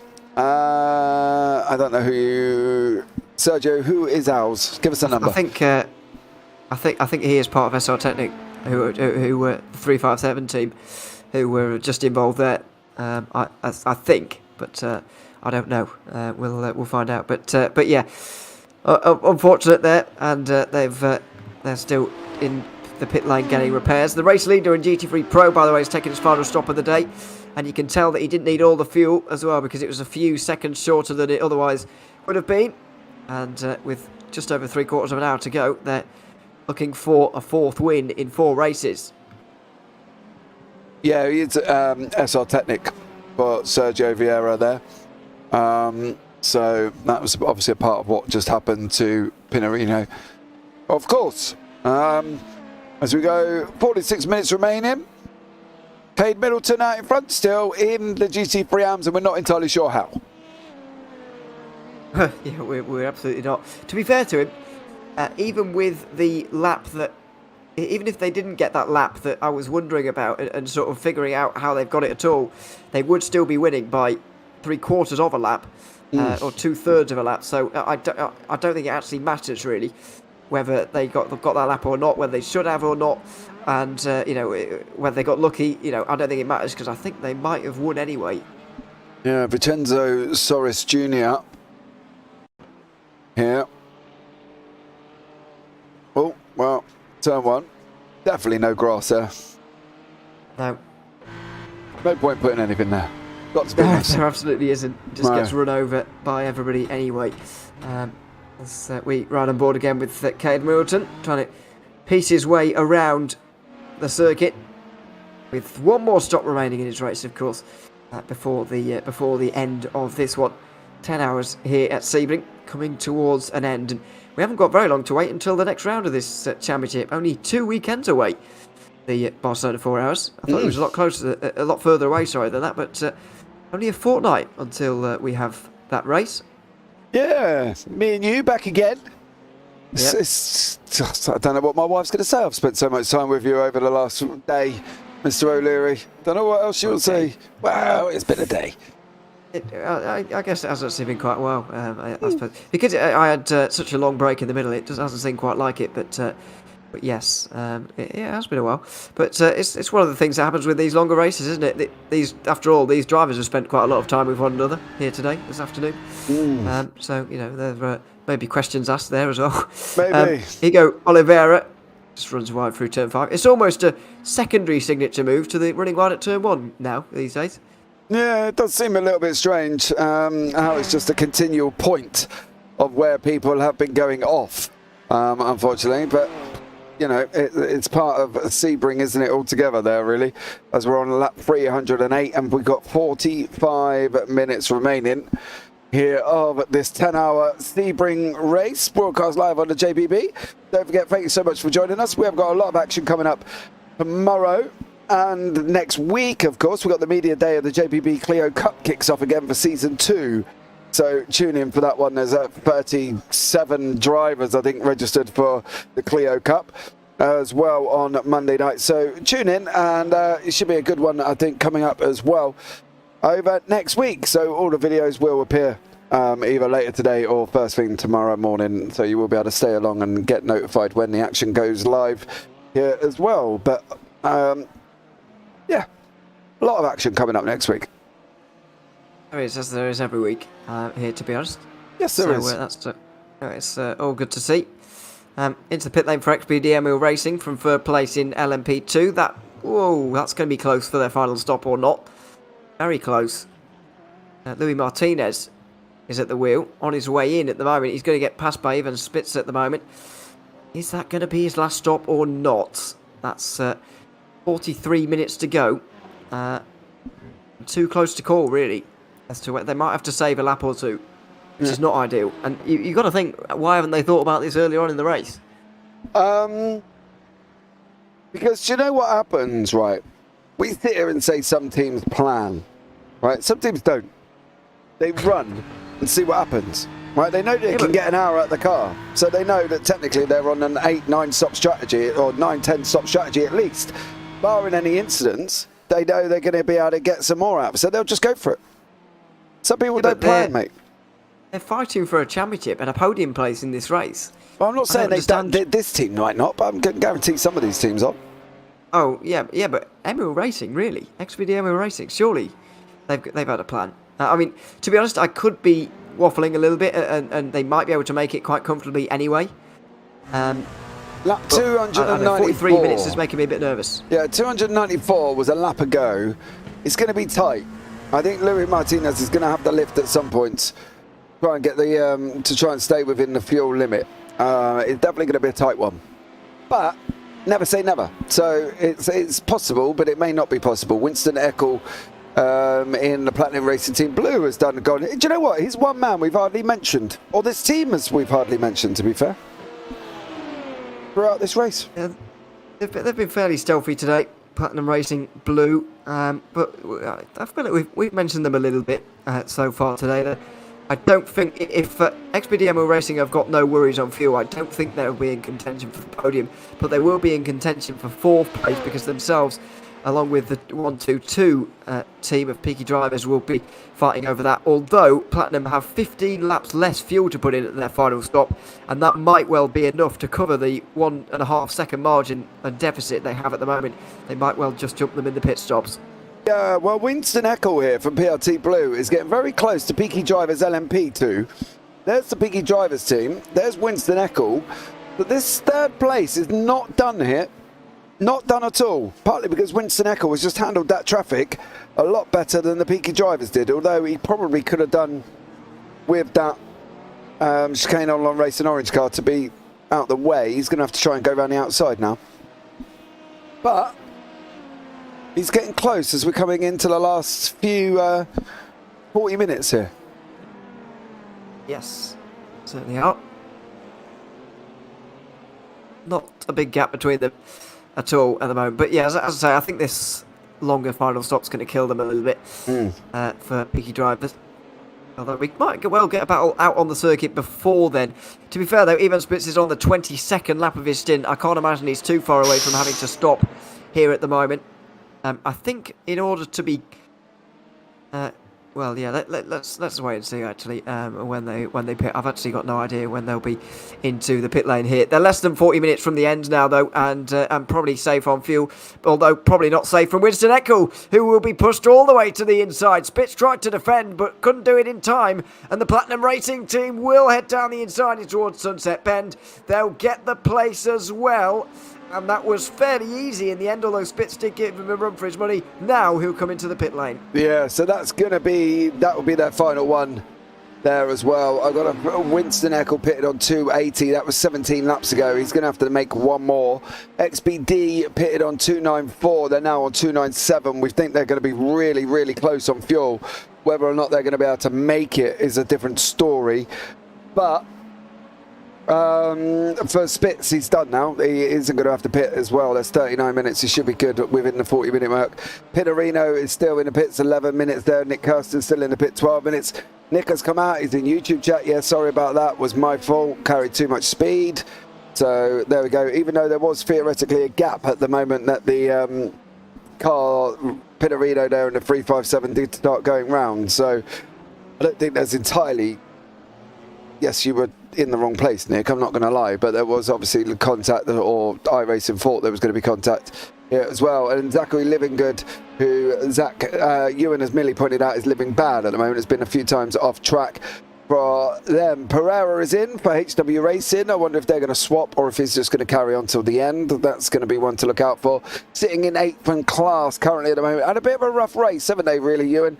They could have basically been a lot further up, but the car, as I said, there was, what was it, 12 minutes of repairs, I think we read, from hour 3. So always a difficult one for them to try and recover back. But they're in the pits for their final stop as well. We think Dadswell on lap 298, he's now on 311. Might have to pit again, but it's not really going to affect them at all, as they've got a 12-lap gap back to Delta Racing. So that gives you a rough idea of where everybody's at. Bernardino here pitted on lap 269. He's now on 274. Possibly might have to go in for a quick splash and dash towards the end, but it is 35 seconds out there as well. And his sister team, the 221 from Fabio Ponta, 266 he pitted at as well. So could be close for them as well, I think. You? I think they'll be all right, the two racing team cars. I know they are quite close, but I think they'll be okay. Altitude Esports certainly will have to come in again, but they're quite close to actually being able to just stop racing and still win.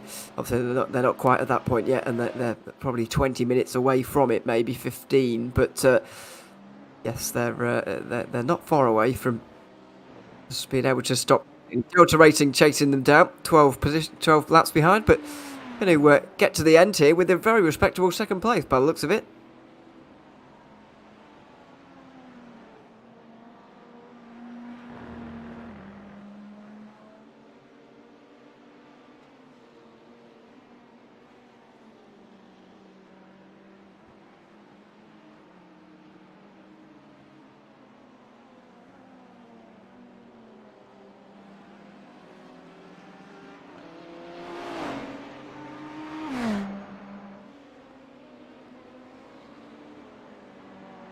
Yeah, I'd be shocked if they did, but it's possible, I suppose. Just over half an hour remaining, and yeah, Delta Racing are going to come home for a fantastic result by the looks of things. Came into today 10th in the standings.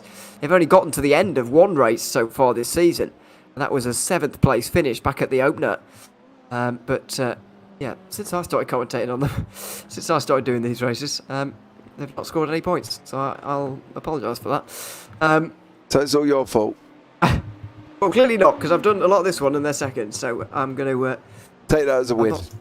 Yeah, we absolutely will, and they will too. Reiter Engineering Esports are going to be in 3rd place by the looks of things, and I think it's worth thinking a little bit about how this affects the championship, because Reiter Engineering came into today with 3 points over Altitude Esports. They're going to lose 12 points to them today, though, so they'll end up in the final 2 races 9 points behind, and it's still all to play for, really, in the final 2 rounds. Oh, here you go, Oliveira. Nils calls. Oh, he's dived. Is he going to try and go around take the inside he is? Cores just turned in on him. There was another car in front of them currently as well, Goncalo Pompaxo. I've got a funny feeling he may have had something to do with this. I've got a funny feeling Niels has tried to move out the... No, maybe he didn't move out the way. I think it's Concaxo has kind of moved. Maybe. We saw yellow flags here, Oliveira, and thought, well, I better not go through. I'm not sure, actually. But either way, Oliveira was nowhere near convincing enough on the inside line there. When you're making a move like that, it's fine to do it, as we've seen in the past. You know, it's absolutely within your rights to do it as a prototype driver. However, you've got to be decisive. You can't make these half-hearted moves in traffic. That's what gets you in trouble, and it did get Delta Racing in a bit of trouble there. Yeah, definitely did there as well. They've definitely got to be a bit more decisive on their manoeuvres there, and unfortunately Nils Kors went off, and Hugo Oliveira and Goncayo Paxio has jumped to the pits after that incident as well. So always a tough one for these guys. I think coming towards the end, they got 34 minutes. I know me personally, we've been sat here talking about it, and I'm feeling quite tired already. I'm not even in the car, so I don't know how these guys are feeling currently as they're coming towards the end of their 10 minutes. We're at the end of their 10 hours, sorry. Yes, not 10 minutes. Still, that'd be a very short race, wouldn't it? Well, not in a sprint series, I suppose. That's not unusual for a 10-minute race, but yeah, I see what you mean.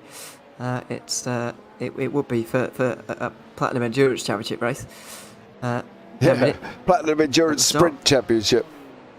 Yeah, that's likely not going to happen. But yeah, at the moment, still Astute who lead. They've made their final stop now, as have Reiter Engineering actually, and they're continuing out front. In terms of the LMP2 Championship standings, at the end of today, we're likely going to get the Centro Quattro team in the championship lead, or keeping their championship lead. They came in with 11 points over Emerald Racing, who look like on balance they might well finish third at the end of this one. That's going to mean they'll be 23 points back by the end. Platinum Racing Team Blue might well be fourth. That will send them back to 35 points back. Bazinga Motorsport, if they finish in 6th position, would end the day 38 points back. So the gaps are starting to extend there for Centro Quattro. They do still have a lot to do to finish this one up before the end of the before the final race in the penultimate round. However, they might be able to do it, and they're certainly holding a very big lead into those final couple of rounds as well. And you've got to commend them for the drive going from the very back of the field to the front. Yeah, but it just shows that they don't have to be right at the front to be there or thereabouts. Moro Dragoni, another man taking that wide line out of turn 1. Yeah, nothing wrong with that, as we've seen. Well, there is a little bit, but nothing terrible. No. Into the pit lane, by the way, has come Platinum Racing Team Blue. Yeah, Winston Eckel. Even Spitz is about 1:07 back. He's a long way. He's up at Tower currently. No, he's not. He's coming. Le Mans. Yeah, sorry, he's coming down Allman. Sorry, my bad. I've clicked on. And he's made a 3.5 seconds shorter pit stop as Eckel. He was only about a second behind previously, and he's going to come out miles in front. So Platinum Racing Team are going to be 4th place by pretty much the length of the front straight. Yeah, pretty much done there. Spitz is still not even down past the start-finish line. So that's going to be a finished-off battle here as well. It seems to be at the moment, 31 minutes to go, that everybody is pretty much sewn up their positions, I think. I don't think there's going to be any dramatic changes over the next 31 minutes as Higo Oliveira disappears into the pits as well for his final pit stop. Tobias Soriano from MRP still going, currently sitting in 2nd place with Luis Martinez from XPD sitting in 3rd in the LMP2s. So yeah, that's pretty much sewn up. Alicio Bernardini, race 208, is sewn up at the GT3 Pros, not far off sewing up the championship, if we're not mistaken there. Ewan, as we're going into Barcelona.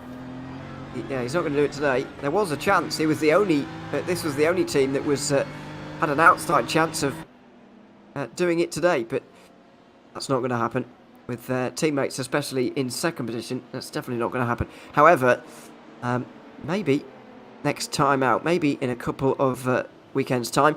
And the AM Championship really is where a lot of interest is there for me.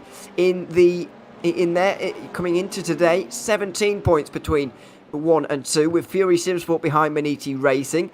And at the moment, Fury Simsport would be gaining 19 points over him. So they would gain a 2-point championship lead heading into the final 2 races. That's the closest one we have out of all of them, and that provides real interest for the final races of this season, the final 16 hours which we still have after this race.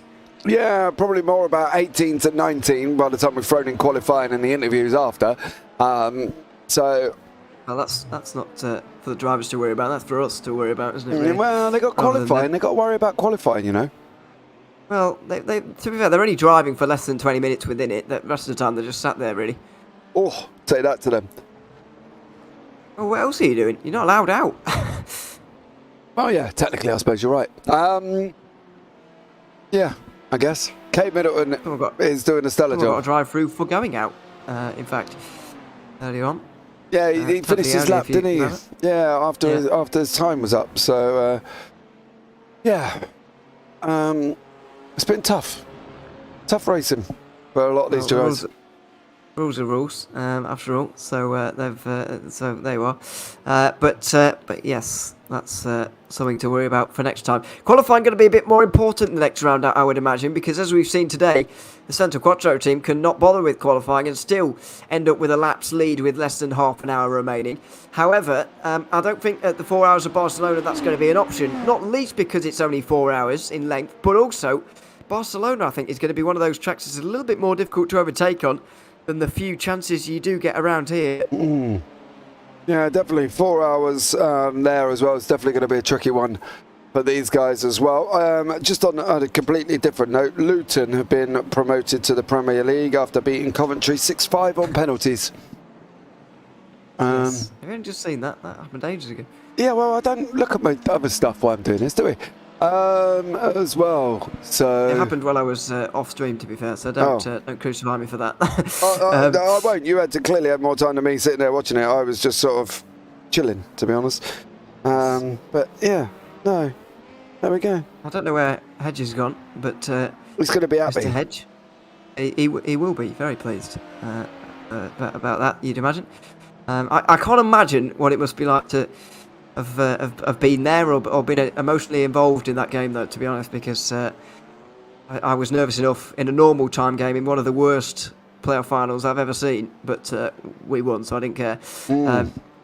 But imagine being emotionally involved in a penalty shootout like that. My God.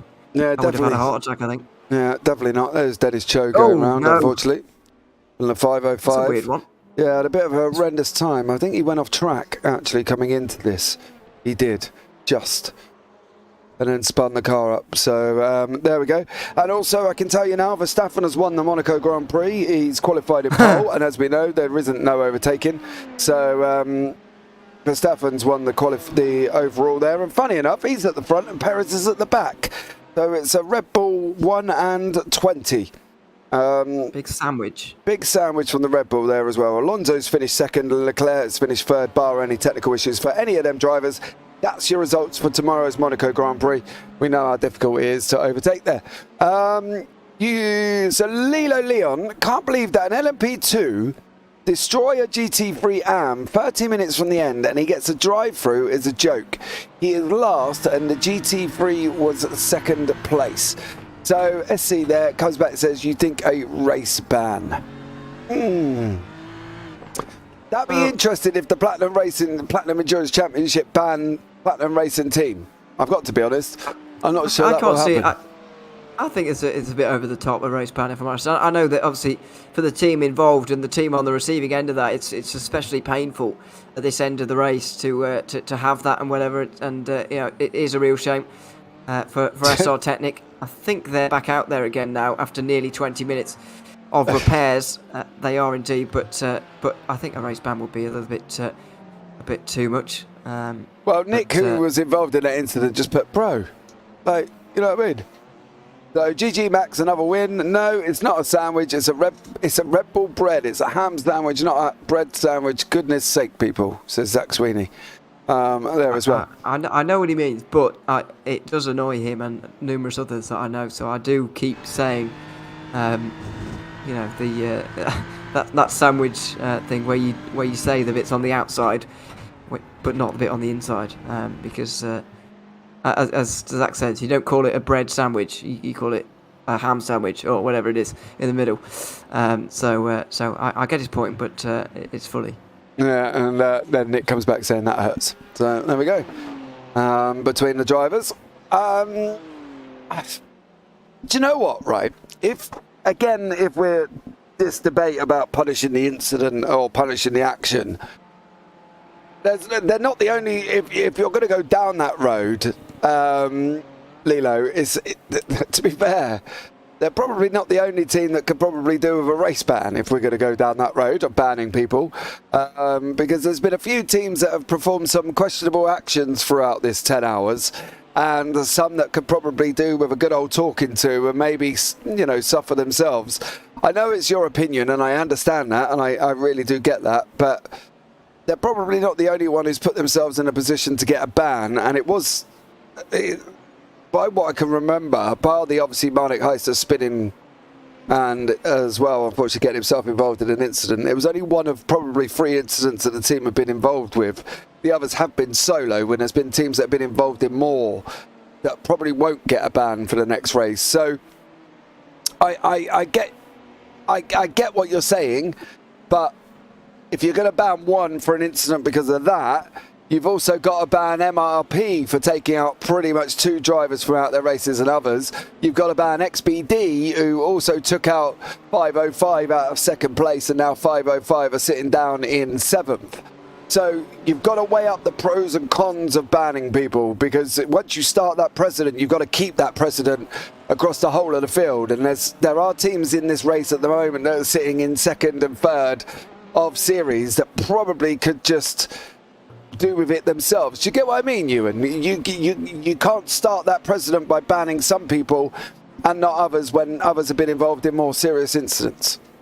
Well, as I say, it's very serious to have to ban somebody entirely. I think that will be over the top for any of the incidents we've seen today. If I'm honest with you, to be honest, the only time I'd ever ban someone is for intentionally crashing someone else, and that's not happened from anyone today. No matter what we've seen, that's not happened for anyone today. So I wouldn't go that far by any means. However, a stern talking to could be needed. It goes back to, as you say, the consequence versus action kind of debate we've been having all race about these kind of things. It's very hard as race control to do that, to kind of isolate the incident and think in isolation who has done what here, and no matter what's happened after the point of contact doesn't matter really in terms of the penalty. You know, what's happened beforehand, what's happened leading up to the contact, who's caused it, and what should we do about that? You can't play the replay on any further than that. You can't look at who's involved. You know, it's 2nd place in GT3 AM and last in LMP2, because then you're starting to add in all the other factors, and you're starting to add in consequences to these things, and that's when things get a little bit inconsistent. Well, not inconsistent, but a little bit more difficult and a little bit messy, and it makes race control almost seem like they have to take out revenge for the team that has been hard done by. Yeah. And that's a very dangerous precedent to start setting when penalties about restoring the order of things and kind of keeping the order of the race and keeping the driving standards high, not bringing everybody else down because of incidents or whatever. Yeah. It's not about penalising absolutely everybody for every team. You just can't do it. So I don't think, but as he says in the YouTube chat, it's just an opinion. So you just can't do that. And the thing is there as well. So SC says we're all amateurs. Technically, you all are. None of the professionals, none of you paid professionals. You are technically all amateurs here as well. So at the end of the day, you've got to look at it. You can't start a precedent with banning people because of the fact that precedent will stand if you put it in a court of law, right? So you go to court for something, you get let off, whatever it is. That becomes a precedent then that other cases similar to yours can refer to say, well, you let this one off, but you're punishing my client here. And that's the same in racing. If you're going to punish one for making an incident and taking somebody out, regardless of their position, you're going to do the same then, because other teams will go back and say, well, in Sebring, so-and-so took him out and you banned him, but these have just taken me out and you're not banning them. And then you're just going to get into a whole load of heap of hassle in a series that you don't need it. You've got 60 cars at some points joining these races. You've all got to be sensible. If you're not sensible, as we keep talking about here, you are putting yourself in a position. If you're going to send it 3 wide into turn 1 and you take 2 people out, that's on you for doing it. If you're going to go up the inside, that's on you. You take the chance every single time you make an overtake. It's how you make the overtake that matters. If you do it in a way that's clean, you're not going to get in trouble. If you do it where you've dived a car, then you are going to get yourself in trouble. And if you insist on diving because you can't wait till a straight, that happened earlier on and the decision got made that I still don't agree with now. That poor Porsche suffered a drive-through for somebody else's mistake of trying to go around the outside at full pelt. I still don't agree with that. But at the end of the day, you've got to look at how you're making them overtakes and how you're making the maneuvers. If you're not making it cleanly, if you're not making it fairly, then you are in trouble, and that's on you. That is every single driver in this series will sit back and look at themselves and say, could I have done something different? Should I have passed it more cleanly? If you're going to dive, you're taking a chance. So you've got to look at sucking it up and saying, it was, it was my fault, hands up. And every single team at some point in this race, not every single team, that's not fair actually, because there are drivers and teams that have done it cleanly here, but there are teams in here that haven't, and there are teams that have blamed others. There are teams where the other one has got to drive through for what I can only be perceived as some ludicrous decision that I'm not even looking at or seen correctly either. But you've got to look at what you're doing. If you're not going to look at yourself and look in the mirror and say, could I have done something differently, then you're not a racing driver and you have no racecraft. And that is basically as blunt as I see it. We've been through the incident for the lead of the race earlier on. It was big drama at the time. But Writer Engineering Esports, who went off the road and the incident and whatever. There was, I know, discussion about that and whatever, but I still don't agree with that decision. I still do not. I cannot agree with that decision. He made the move around the outside of a corner that he was never going to make, and yet that Porsche gets a drive-through. How the living daylights did that decision even come about? It doesn't matter. You don't go round an outside of a car that drifts wide. It is ridiculous, and yet. Well, he still got blamed for it. I don't understand it. I don't think the GTP was out of its rights at all going the outside, because you saw the speed difference at the time. The speed difference was big between the two cars. The Porsche was going slowly on the inside. I think trying to let through another GT3 that was going through, because I think it was laps down at the time. I think the GTP was had more than enough overspeed to want to go around the outside there, or it had the ability to go around the outside there. So I don't think that was the problem at all. Well, that's the chance he takes, and if you're going to sit back and say he had the ability, he would have got through there cleanly, but he didn't. He crashed it, and whether or not that was contact with a Porsche or not, it's still ridiculous, and I still don't agree with it. I think if at the most it should have been a racing incident, no further action. I definitely do not think that Porsche should have got a drive through on that. That just is baffled me. I'd love to see the process of that fault incident on that one there as well. But like now, we are looking at a car trying to take a car around an outside corner from a car that naturally drifts to the other side.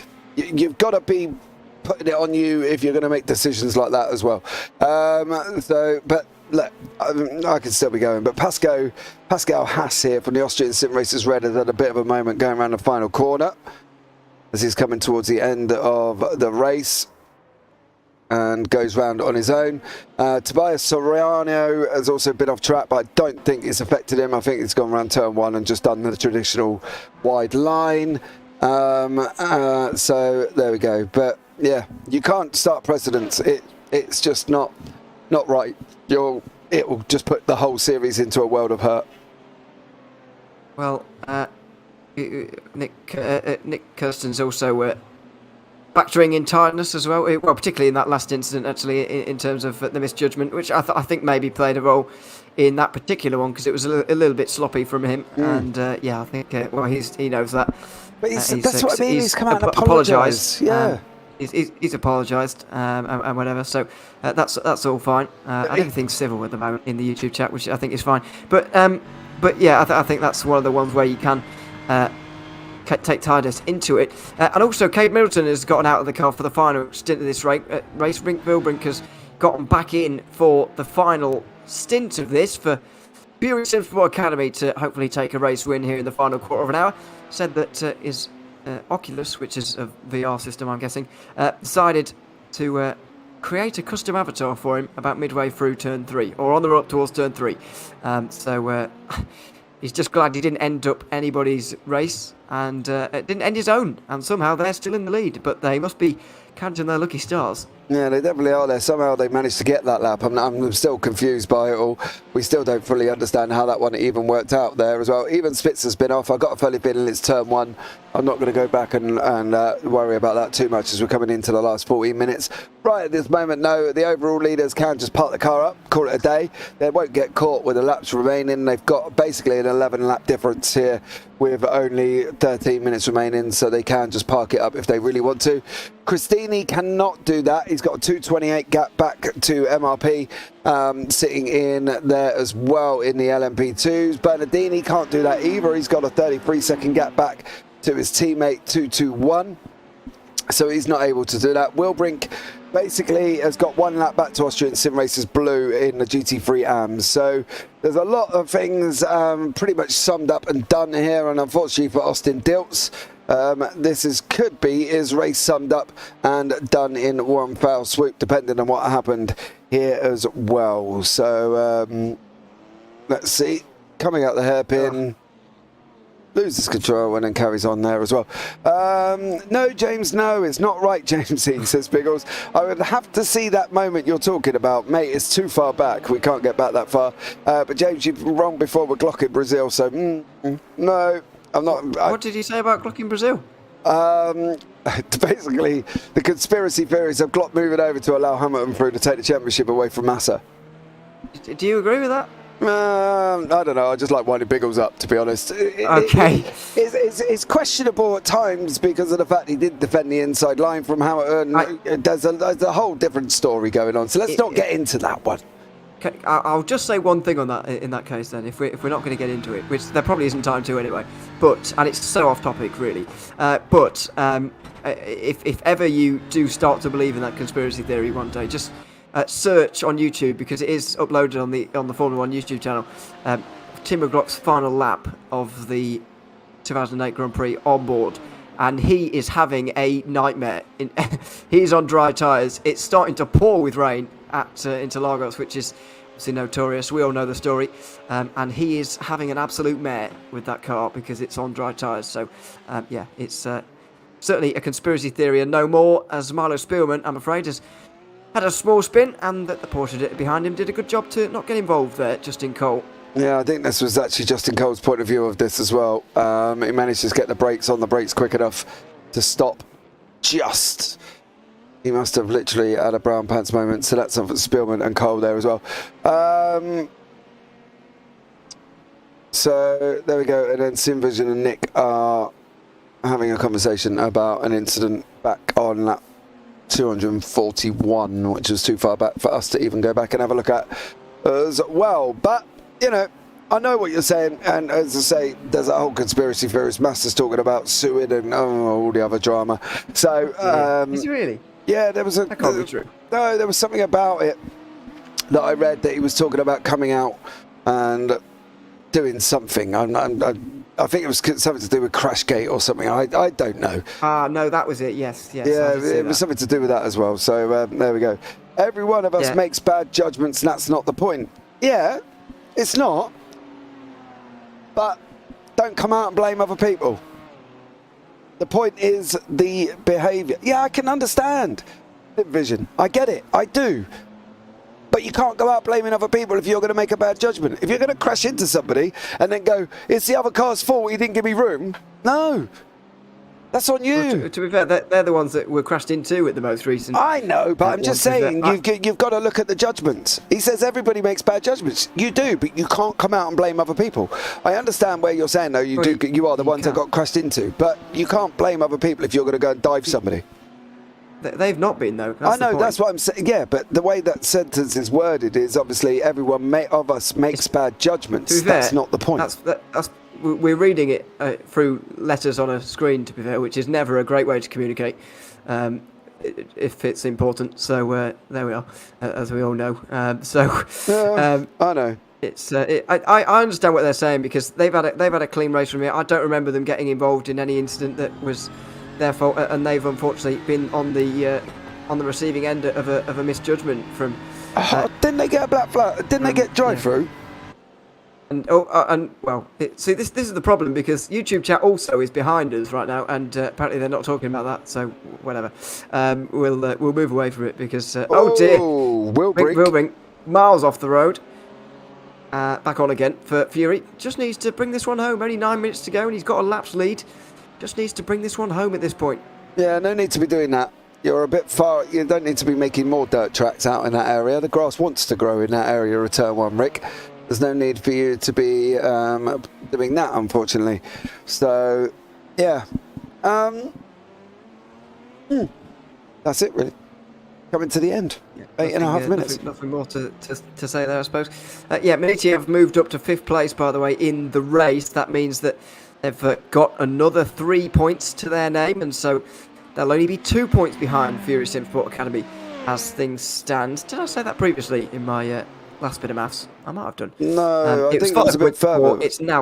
It was 5 points before. It's now 2 points, the championship lead for Fury Sim Sport, that they'll be taking over after today, with still 65 on the table. So it's not just between those two, but I think realistically it might well be. Coming in today, City State Punks Racing with the next one's 30 points back, Crips Racing Blue 31 points back, but neither of those have had great races today, and so they will drop further back, and it's becoming a 2-horse race in GT3 AM, but there'll be a lot of interest in 2 weeks' time for that 4-hour race at Barcelona. Yeah, I think that's the thing. Crips Racing Blue here in the hands of Caleb Koski and obviously Ryan O'Connor. They had a horrendous start. They were involved in the MRP right at the beginning that damaged their car and put them out of 2nd or 3rd place, I think they were at the time, and managed to battle back to 4th. So not bad recovery from them guys, to be fact that they're in 4th place. Their aim was the podium. Then don't think they're going to get that, because Austin Dilts is a lap ahead, I believe. So he's not going to get that for the Chicane Online Racing Orange, but they've had a great race as well, up 15 places, considering they were, didn't start till lap 2 or 3 or something, wasn't it, with Thomas Berlin? They only spent a minute down on pit lane, to be fair, which actually might have accounted for the staggered start for the GT3s, because let's not forget there was a split start from the GTPs to the LMP2s to the GT3s, so that might not have been unusual, actually, and they might have gotten going quite well. But even so, even if that's not the case, they made great progress in this race so far, and fair play to them for that. Not got long to go to consolidate that place. Yeah, Ivan Spitz has had an incident here. I'm not quite sure what the replay situation was doing now, but I think he's got it. Oh, contact! Yeah, you've got to remember as an LMP2 that you've got a lighter car, and if you pull back onto the racing line, the GT3 might not be able to withstand the level of braking that we were seeing there. Yeah, bear with. I'm not entirely sure what's going on here. It's kind of all gone a little bit peaked on towards the end. Now, give me the live picture back. That would be great. There we go. We are back live, I believe, here as well with Dadswell, with 6 minutes on the clock at this moment in time as well, out in front, flying along quite nicely. Bear with it while the timing software does what it needs to. So there we go, job done from him. Winston Eckel is flashing away up front there over these cars. He's through, that's right. He's overtaken Louis Martinez for 3rd place. Winston Eccles up to 3rd place. I think XPDMO Racing are really trying to stretch this fuel run out to the very end. If you remember earlier on, they pitted with 43 minutes to go, and they were kind of nervous, or I was kind of nervous, that they wouldn't be able to make it, and I think they're starting to feel the effects of that maybe, and with 5 minutes to go, really saving. They had a fair margin over Eckel, but that's been wiped away, and now the 117's on the podium. Great job from them, from Winston Eckel in the Platinum Racing Team Blue, and now just gone about doing their business, really, haven't they? They haven't really been on broadcast. We haven't really mentioned them much. We haven't really spoke about them crashing or doing anything crazy. They've just done their business and got a podium spot for their troubles as well. So good job from Winston Eckel in the PRT Blue team there, who's currently got Tom Dadswell, who is waiting patiently to make that move down the straight here. There we go, look at the patience of the leader before he makes the move over the slower car. Well, when you've got half an hour's worth of a lead, or 20 minutes worth of a lead, it's pretty easy to... Yeah, but that's a definitive what we're talking about, isn't it? patience is what they could say. See, it doesn't matter, does it? Because one of the GT3s has gone off anyway. I think there was one of the chicane online racing cars. Oh, it was Austin the one that Dills. was running third in GT3 AM. Dills. But this wasn't contact. All on his own. Yeah. What is going on with the system here? It's gone a little bit skew-whiff on me towards the end of this race. Come on, thank you. As well. So, Dilts has managed to hang on to third place. And now O'Connor is still not going to catch him. He's too far back. So there you go. Yeah. By the way, broadcaster, black flag was given wrong to our car 228. Yeah, I've just seen that.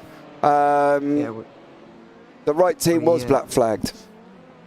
Yeah, they were eventually, but unfortunately the damage done for the 228 team a little bit for them. By the way, I do agree with the example that they were giving as well down in the YouTube chat about these kind of things at this stage, about saving fuel and being calm. We've made this point many times throughout these broadcasts about lifting off and saving fuel and how you can do that smartly throughout traffic. We've also got to look at it in the fact that we always speak about how people can do more to avoid incidents, but we've also got to speak about the fact that it is a race after all, and we can't afford to be waiting around forever behind these cars and waiting for glaring opportunities to pass one another and all this kind of thing. So there's two sides to this coin. On the one side, of course, keeping your car clean, staying out of incidents, but also being quick and efficient through traffic as well is just as important, because it is a race after all. And for example, especially in GT3 Pro right now, if Racing Team 208 hadn't have done that this race, would they be in the position they're in? Altitude Esports have had the perfect mix of staying out of incidents and being quick today as well. So you need both parts to this. It's not just about staying out after all, which you've spoken a lot about during this race. You've spoken a lot about staying out of incidents, but you've also got to be quick as well.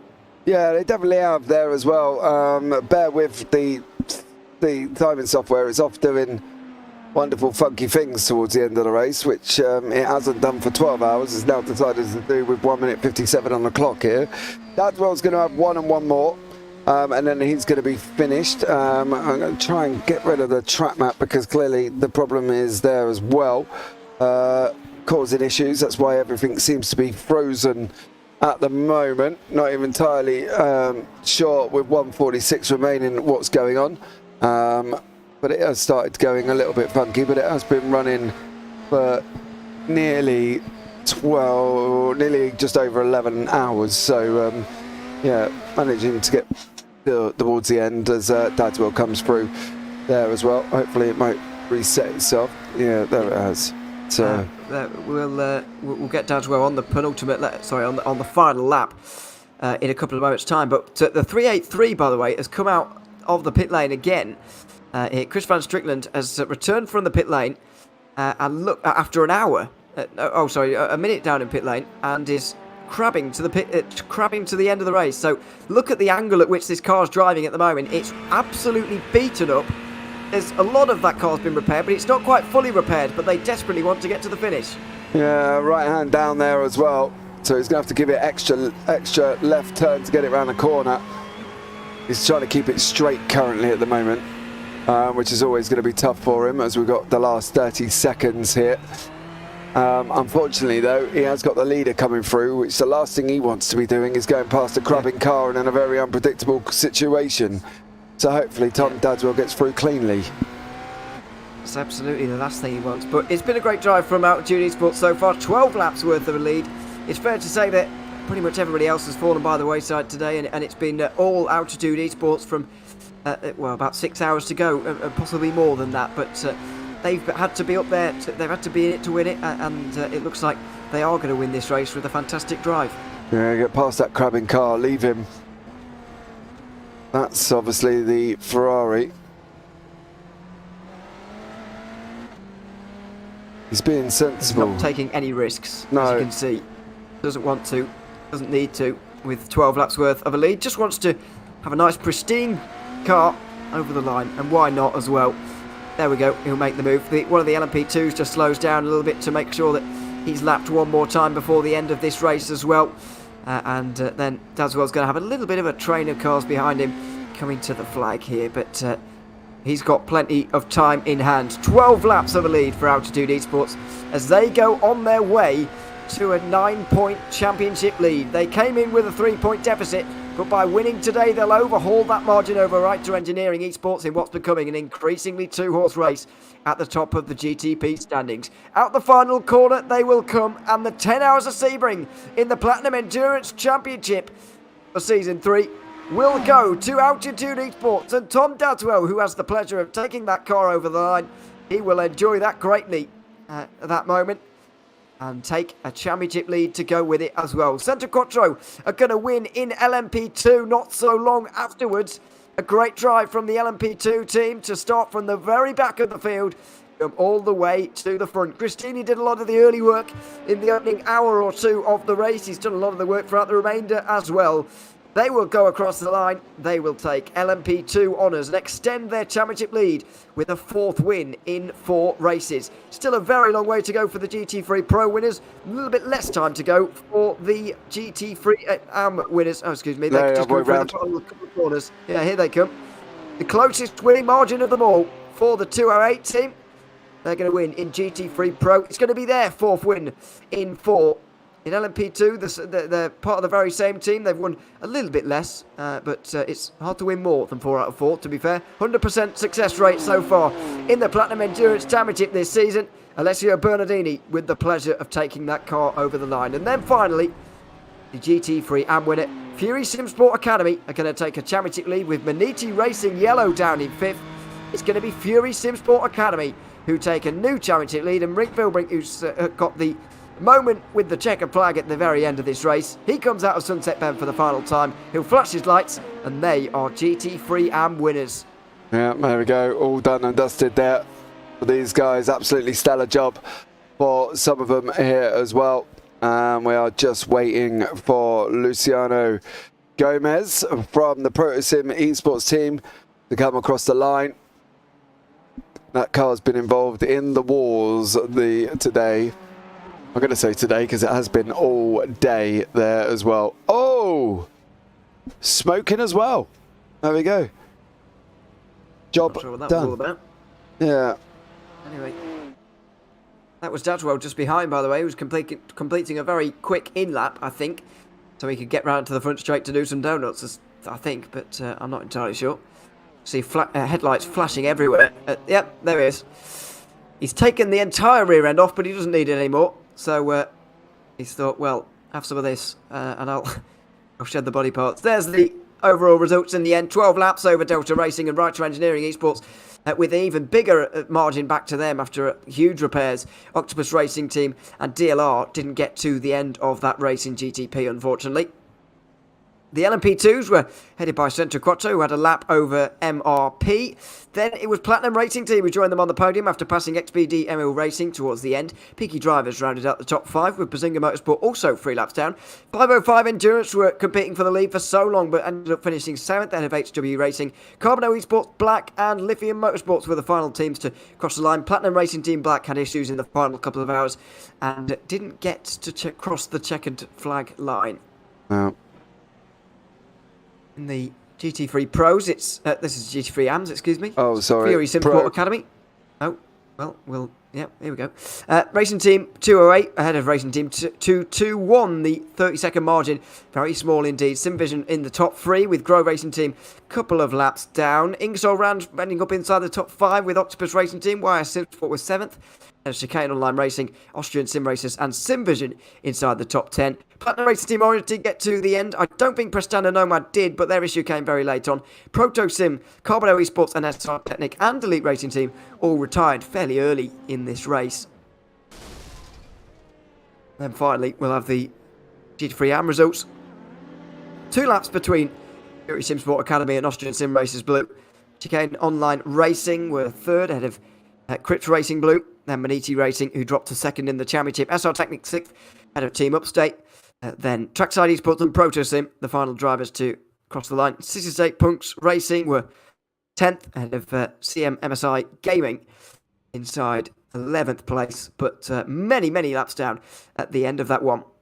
Well, 10 hours of racing down, and fantastic race it was here at Sebring. Lot to talk about throughout, lots of changes throughout as well, and not long to wait for the next one either.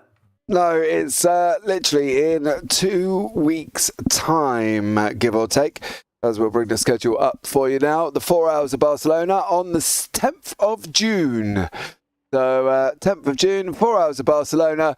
It's going to be an interesting one. And then on the 8th of July, we've got the 12 hours of Daytona.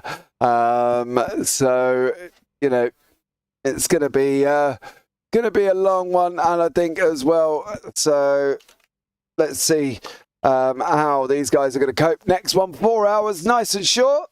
And we'll see how he gets on that one there as well. But overall, it's not been a bad race, really, is it?